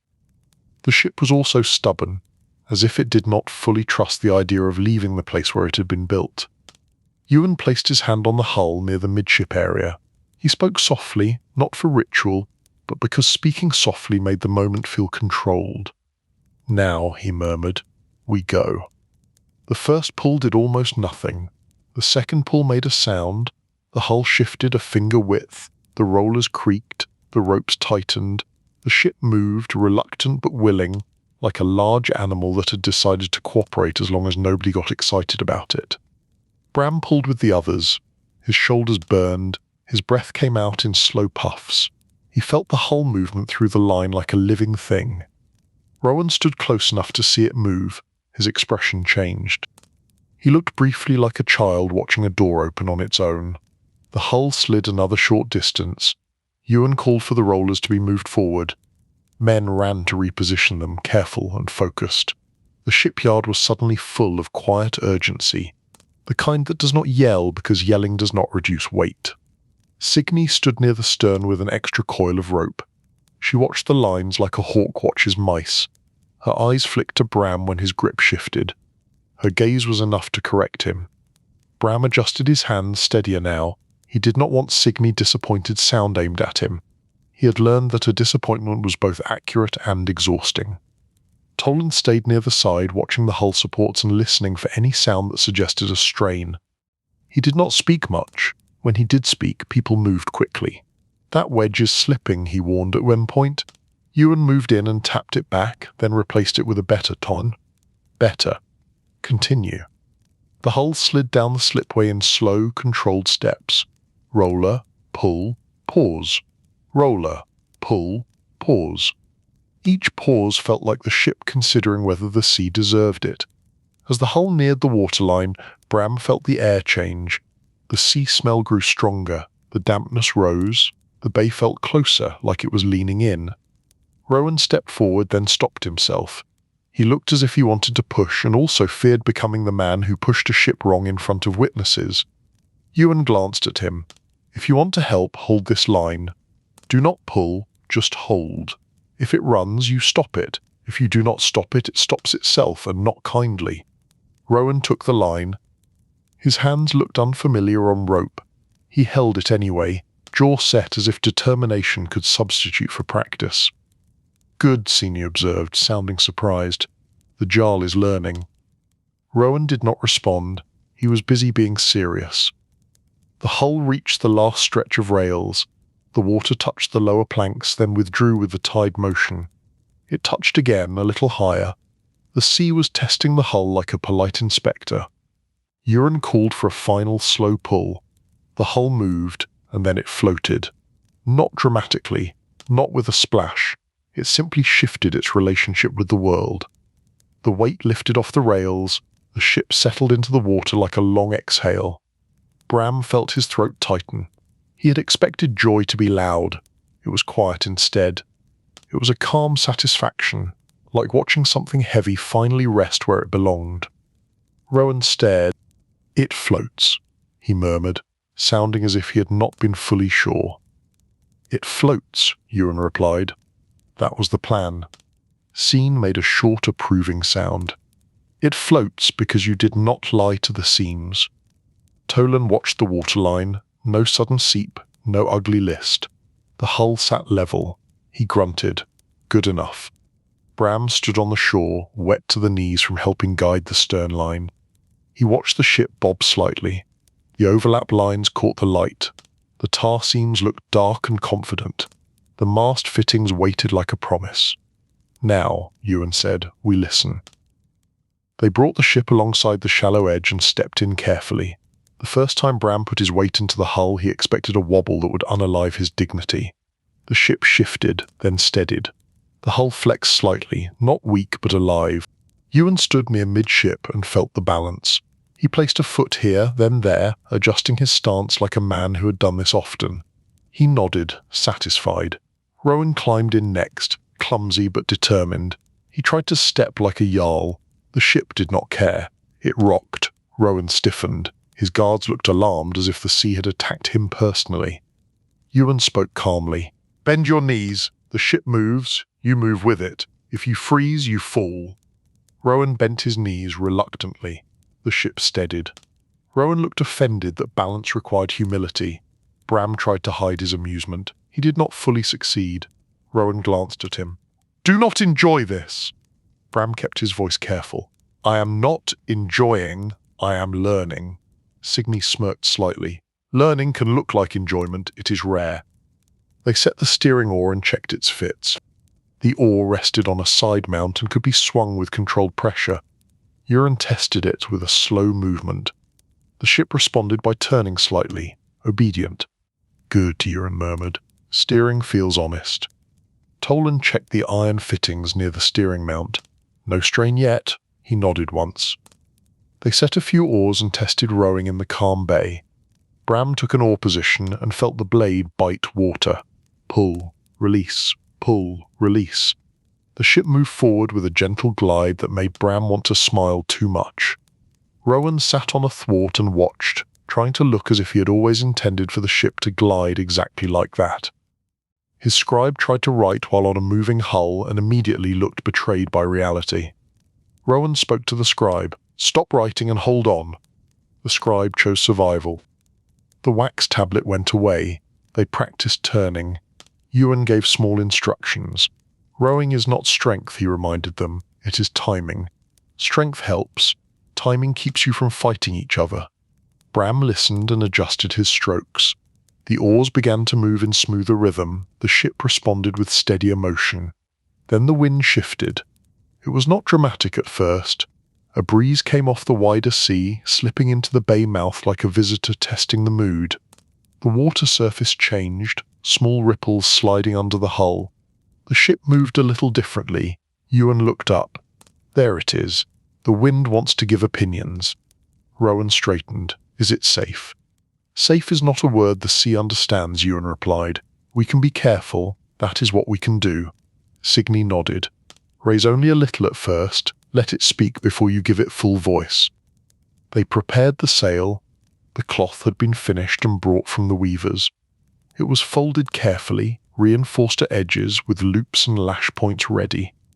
Bram touched it and felt its weight. It was not a delicate blanket. It was a tool meant to catch force. They attached the sail to the yard and prepared the halyard. Bram helped run lines and check knots. Signy inspected each knot with a finger and a look. If the knot displeased her, she made Bram redo it without a lecture. The redo was the lecture. Rowan watched the preparation. His impatience returned, trying to squeeze into the moment. "Hurry," he urged. Ewan kept his tone calm. "The wind will still be there in a minute. It enjoys waiting." Rowan held his tongue, which for him was impressive. They raised the yard a little. The sail lifted and caught a small breath of wind. It filled slightly, then fluttered. The ship responded by nudging forward, the hull whispering along the water. Bram felt a rush of quiet awe. It worked. The wind touched cloth and became motion. It was almost too simple to believe. Ewan adjusted the sheet line. The sail shape changed. The flutter eased. The pull became steadier. The ship began moving out of the bay toward the coastal route. Rowan looked pleased, then quickly looked serious again, because pleased sponsors often feared being punished for enjoying themselves. The coastline slid by, low rocks, sandy patches, dark pines. The sea opened wider. The wind grew steadier. The ship rode small waves with a gentle lift and settle, like breathing. Bram watched the planks flex in tiny ways. He felt the ship respond to each wave without complaining sharply. The overlaps held. The rivets held. The seams stayed quiet. The tar did its job. Ewan held the steering oar and guided their line along the coast. His face remained calm, but his attention was everywhere. He watched the sail. He watched the water. He watched the hull movement. He listened to creaks and shifts like someone listening to a familiar voice. Rowan sat amidships, hands on his knees. His guards looked uneasy. They were used to land where danger could be pointed at. At sea, danger hid in water and wind, and the idea that you were standing on a moving object that did not care about your status. The scribe, brave or foolish, tried to write again. The boat rocked slightly. The scribe stopped. Wisdom arrived. Singh sat near the lines, alert and calm. She corrected a coil that began to tangle. She checked a cleat. She watched the sail and nodded faintly at its behavior. Then, as if the sea wanted to test their pride, a slightly larger wave rolled under the bow. The ship lifted, then set down with a firmer thump. A small spray of water came over the side, splashing into the hull. Rowan jerked. He looked offended. Water. Ewan stayed calm. "That is normal." Rowan looked at his boots. "They are wet." "Yes," Ewan replied. "You are on the sea." Rowan turned to Bram. "Is this what you meant by bailing?" Bram glanced at the small puddle and answered carefully. "This is what Ewan meant by not pretending. We bail when it gathers." Signy handed Rowan a small bailer. "Here, do something useful. It will help your mood." Rowan took it reluctantly. He scooped once and dumped the water back into the sea with a stiff motion that suggested he was returning an insult. Bram almost smiled. He kept it small. They continued along the coast for hours, moving steadily toward Tunsberg harbour. The wind helped, then eased, then helped again. When it eased too much, they took oars and kept moving. The combination felt practical and calm. The ship did not argue. It worked. As afternoon approached, the harbour came into view. Tunsberg lay ahead, a busy line of masts and hulls, voices carrying over water. Boats moved in and out. People gathered on docks and along the shoreline. It was the kind of place where every arrival was a message. Rowan straightened as they approached. He adjusted his cloak. He looked at the sail, then at the harbour, then at the people turning to watch. His expression turned into the careful pride of a man trying to look casual while achieving something. Ewan guided the ship in with controlled ease. He reduced sail. He used the steering oar and a few oar strokes to align their approach. The hull glided between other vessels like it belonged there. People on the docks watched. Some nodded, some whispered. Some tried to pretend they were not impressed. Those were the ones who were most impressed. Bram felt heat in his chest. He wanted to look at everyone and announce, "I helped." He did not. He had learned that real work did not need announcing. They brought the ship alongside and secured lines. Signey tied knots with quick certainty. The ship settled against the dock, wood against wood, a quiet new presence among familiar shapes. Rowan stepped onto the dock. He turned back to look at the ship. For a moment, he looked genuinely satisfied, not because people watched him, but because the ship existed and floated and moved the way it was meant to. He looked at Ewan. It made it here. Ewan gave him a calm look. That was also the plan. Rowan nodded. "My rivals will notice." "They will," Ewan replied. "Then they will pretend they do not." Rowan almost smiled. Almost. Bram stayed on the ship a moment longer, hand resting on the rail.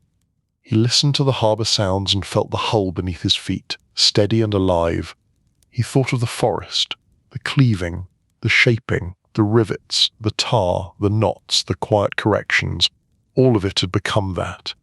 A ship at water, a ship in a harbour, a ship ready to carry goods and people and pride without needing to shout. Ewan stepped beside Bram. "You did well," he murmured, as if saying it louder might unalive the calm. Bram felt a warm surge. He kept his voice soft. "Thank you." Ewan nodded once. "Tomorrow you will learn the next part." Bram looked confused. "Next part?" Ewan glanced at the hull as if it were a student. "Keeping it alive. Boats do not end at launch, they begin." Bram nodded slowly. He understood. He also felt oddly comforted. The story did not end. It simply continued, like the tide. The sun lowered over Tunsberg harbour. The wind softened. The ship rested against the dock, dark seams, neat rivets, steady lines. It looked calm, like it had always belonged on the sea.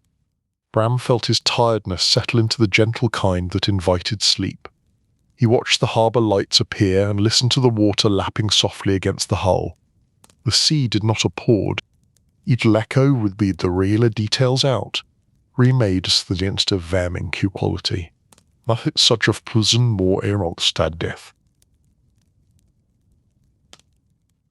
Chapter 10. The craft outlives the deadline. The morning after arrival, Tunsberg harbour looked different. Not because the harbour had changed, but because Bram had. He woke early on the ship, wrapped in a simple blanket near the midship area. The hull creaked softly. The water made small sounds against the planks. Rope lines hummed faintly with the harbour breeze. Everything sounded alive in a calm way, like a sleeping animal shifting in its rest.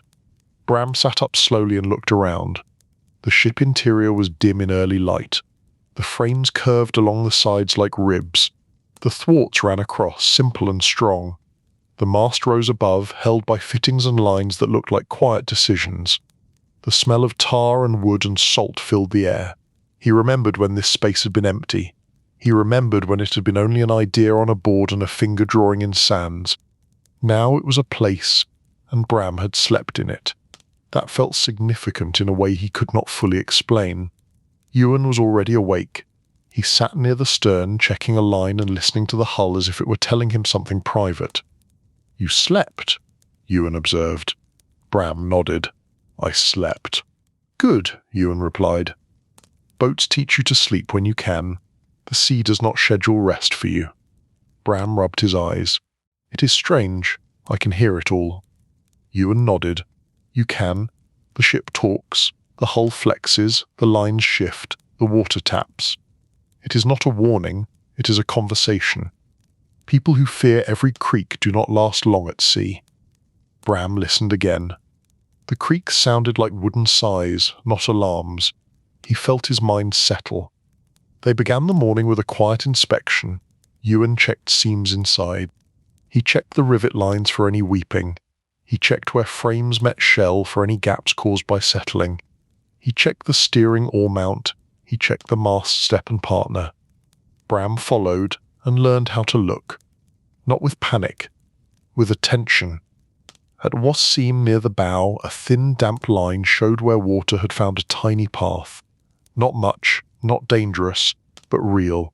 Bram pointed. There. Ewan leaned in. He pressed a finger to the seam. A small weep. Normal. We correct it. Bram felt a small relief. The ship was not failing. It was living. Ewan took a bit of fibre and a small iron. He tapped gently. Tap. Press. Tap. Press. He added a touch of tar. The line disappeared. Now, Ewan murmured, it will weep somewhere else eventually. Then we correct that. This is not a battle you win once. It is a relationship you maintain. Bram nodded. Maintenance again. The unglamorous truth. Signy arrived later in the morning because rope people always returned when they were needed. She carried a small bundle of spare line and a cloth bag with fibre. You found a weep, she observed, eyes scanning the hull like she could smell the damp. Ewan nodded. Small. Signy looked satisfied.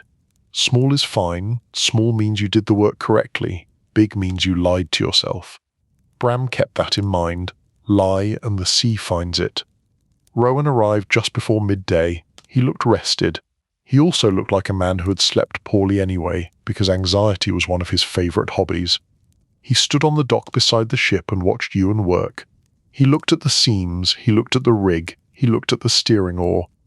He looked at the hull lines as if trying to memorize the shape, so he could later claim he had always understood it. Ewan stepped out onto the dock and wiped his hands. Rowan nodded toward the ship. It drew eyes yesterday. Yes, Ewan replied. Rowan held his chin higher. My rivals asked question. Of course, Ewan replied. Questions are cheaper than skill. Rowan almost smiled. Almost. He looked at Bram. Apprentice, you handled yourself well. Bram felt his face warm. He answered softly. I tried. Rowan nodded. Trying worked. Signy made a short, amused sound. That is the first wise thing you have said all week, Rowan blinked. Then he decided to accept it as praise, because fighting with Signy did not improve a day. Rowan turned to Ewan. I want to know what I must do to keep it like this. Strong, straight, impressive. Ewan looked at him calmly. First, stop thinking of it as impressive. Think of it as a tool. Tools last when you respect them. Rowan frowned slightly. Ewan continued. You keep seams sealed, you inspect overlaps, you retar when the sun and salt strip it, you keep lines dry when possible, you repair cloth when it frays, you keep the ship from sitting too long in shallow mud where it can be dragged and scraped. You do not overload it, you do not ram it into rocks because you are watching someone smile at you on a dock. Rowan looked offended. I would not ram it. Ewan kept his voice steady. Many people do not plan to ram. They simply assume the sea will adjust itself for their pride. Rowan exhaled. Fine. I will avoid pride ramming. Signy nodded. Good. Pride is heavy. Rowan glanced at her. Everything you say sounds like a warning. Because warnings keep people alive, Signy replied. Rowan looked as if he wanted to argue, then decided to be practical again. And the crew. How do I choose a crew? Ewan answered without hurry. Choose people who listen. Choose people who can row in rhythm without trying to be the hero. Choose someone to watch the seams and bail without complaining. Choose someone to manage lines without turning them into knots that hate you. Choose someone who can steer calmly and not chase every wave. Rowan looked at Bram. Like him. Bram froze. Ewan spoke gently. Bram is learning. He will be good if he keeps learning. Rowan nodded slowly. Then I will need more like him. Signy made a short sound. More quiet apprentices. The world is healing. Rowan looked puzzled by that, which was normal. After Rowan left, the harbour day continued. People came to look at the ship. Some were curious, some were calculating, some were polite, some were not. Bram learned to watch how people looked at a hull. Builders looked at seams, traders looked at capacity. Rival Jarls looked at how many witnesses were watching. Gareth Stone appeared in the afternoon, because rival builders had trouble staying away from other people's success. He walked along the dock and stopped a few paces from the ship, face arranged into casual interest. So, Gareth observed, it floats. Ewan stood beside the rail calm. It does. Gareth ran his eyes along the overlap lines. Clean work. Fastenings look neat. Tolan, sitting on a coil of rope nearby, gave a short grunt. Neat because they are correct. Gareth looked at Tolan and decided not to poke that hornet nest. Gareth turned to Ewan. Rowan will brag. Rowan will worry, Ewan corrected. Worry is his favourite brag. Gareth let out a reluctant laugh. You always speak like the sea is listening. The sea is listening, Ewan replied. It hears your envy too. Try not to feed it. Gareth gave a small shake of his head. Fine. Enjoy your work. Ewan kept his gaze calm. We do. Gareth left, cloak shifting, pride intact enough for him to walk away without tripping. Bram watched him go. He expected to feel satisfaction. Instead, he felt something quieter. The rival did not matter. The ship mattered. The craft mattered. The small choices mattered. That evening, Ewan and Bram took the ship out again in calmer water beyond the busiest harbour lanes. They raised a portion of sail and practiced handling. They practiced turning into wind. They practiced easing sheets. They practiced lowering quickly. They practiced rowing when the wind softened, because wind liked to disappear the moment you decided to trust it. Bram learned that a sail was not a simple wing. It was a living shape. It had moods.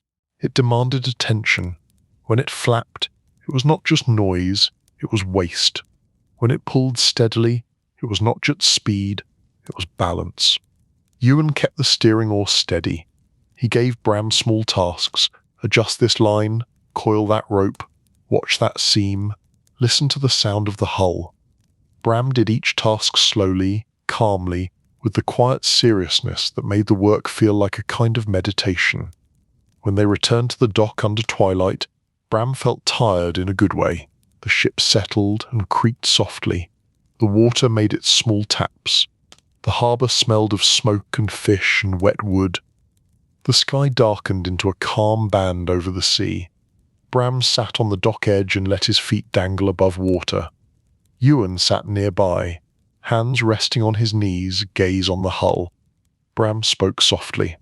So this is it. We built it. We delivered it. Deadline met.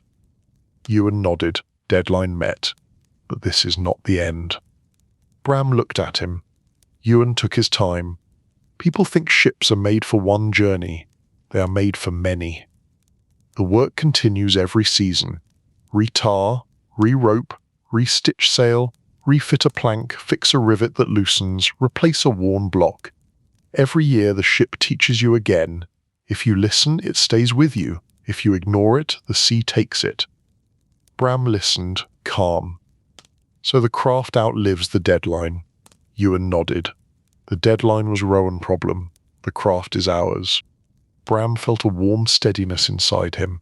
He thought of the forest again, the oak stand, Halden tapping trunks and saying no, no, no, then yes. He thought of cleaving logs and seeing clean grain. He thought of fitting planks and learning to touch seams with honest fingers. He thought of iron rivets, the sound of peening, the way small taps could hold a hull together. He thought of tar, dark and warm, sealing fibre and discouraging water. All of it felt like a thread, a long thread running through time. Ewan spoke again, voice quiet and even. People have built ships like this for generations, not because it is fashionable, because it works. Overlapping planks, a shell that flexes, rivets that lock, a sail that catches what it can, oars that insist when the wind refuses. It is simple, and it is not simple at all. Bram nodded. He understood. He did not need it simplified. Ewan continued. Someday the ship will be old, planks will be replaced, rivets renewed, tar laid again and again. Someone will look at it and think it is a relic, but it will have been a living thing, cared for by hands that learned patience. That is what matters. Bram stared at the waterline where the hull met the harbour. The ship moved slightly with the tide, not much, enough to remind him it was never truly still. Rowan approached quietly, which was unusual enough to be alarming. He stood behind them on the dock. Ewan looked up. Jarl Rowan. Rowan nodded. I wanted to say something. Signy, passing nearby with a coil of rope, slowed slightly. She looked curious. That was rare. Rowan cleared his throat. The ship is good. It carries my goods, and also my reputation, and it does not make me look foolish. I appreciate that. Ewan gave a small nod. That is the goal. Rowan looked at Bram. Apprentice. You worked hard. Bram spoke softly. Thank you. Rowan looked back at Ewan. I will pay what we agreed, and more for the extra iron and tar. I do not want to be the man who underpays the people who keep him dry. Sidney gave a short approving sound. That is almost wisdom. Rowan accepted that as the highest praise he was likely to receive. He nodded once more and walked away, cloak moving in the harbour breeze, boots still too clean but his posture lighter. Bram watched him go. He asked Ewan softly, Did he just thank us? Ewan nodded, quietly. Do not start him by mentioning it. Bram gave a small laugh. He kept it gentle. Night settled over Tunsberg harbour. Lanterns flickered. Voices softened. The water turned dark and smooth. The ship rested, seams sealed, lines coiled, mast quiet, hull steady. Bram lay down inside the ship again, blanket over him, the curved planks around him like a shelter. The hull creaked softly. The water tapped. The rope hummed faintly. It was all steady, all rhythmic, all calm. His mind drifted through the build again, not as a rush of scenes, but as a slow sequence of quiet lessons. Listen. Do not rush. Trim. Test. Correct. Maintain. Respect the sea. Respect the wood. Respect the small things. Somewhere beyond the harbour, the open sea waited. It always did. It would test the ship in its own patient way. It would not care about pride or rivalries or spring gatherings. It would care only about whether the craft had been honest. Bram felt no fear in that. He felt comfort. Honesty was something you could work toward. Honesty was something you could keep. Eurant's voice came softly from the stern area, where he still sat listening to the hull. Sleep, Bram. Tomorrow we go back to Alder Bay. The yard will look empty without the ship. Then we will build another, because that is what hands do. They build, they repair, they pass the craft forward. Bram closed his eyes. The harbour sounds faded. The hull sounds remained, gentle and steady. The craft outlived the deadline. The ship outlived the day. The sea outlived all of them, patient and listening, and for now it allowed the ship to rest.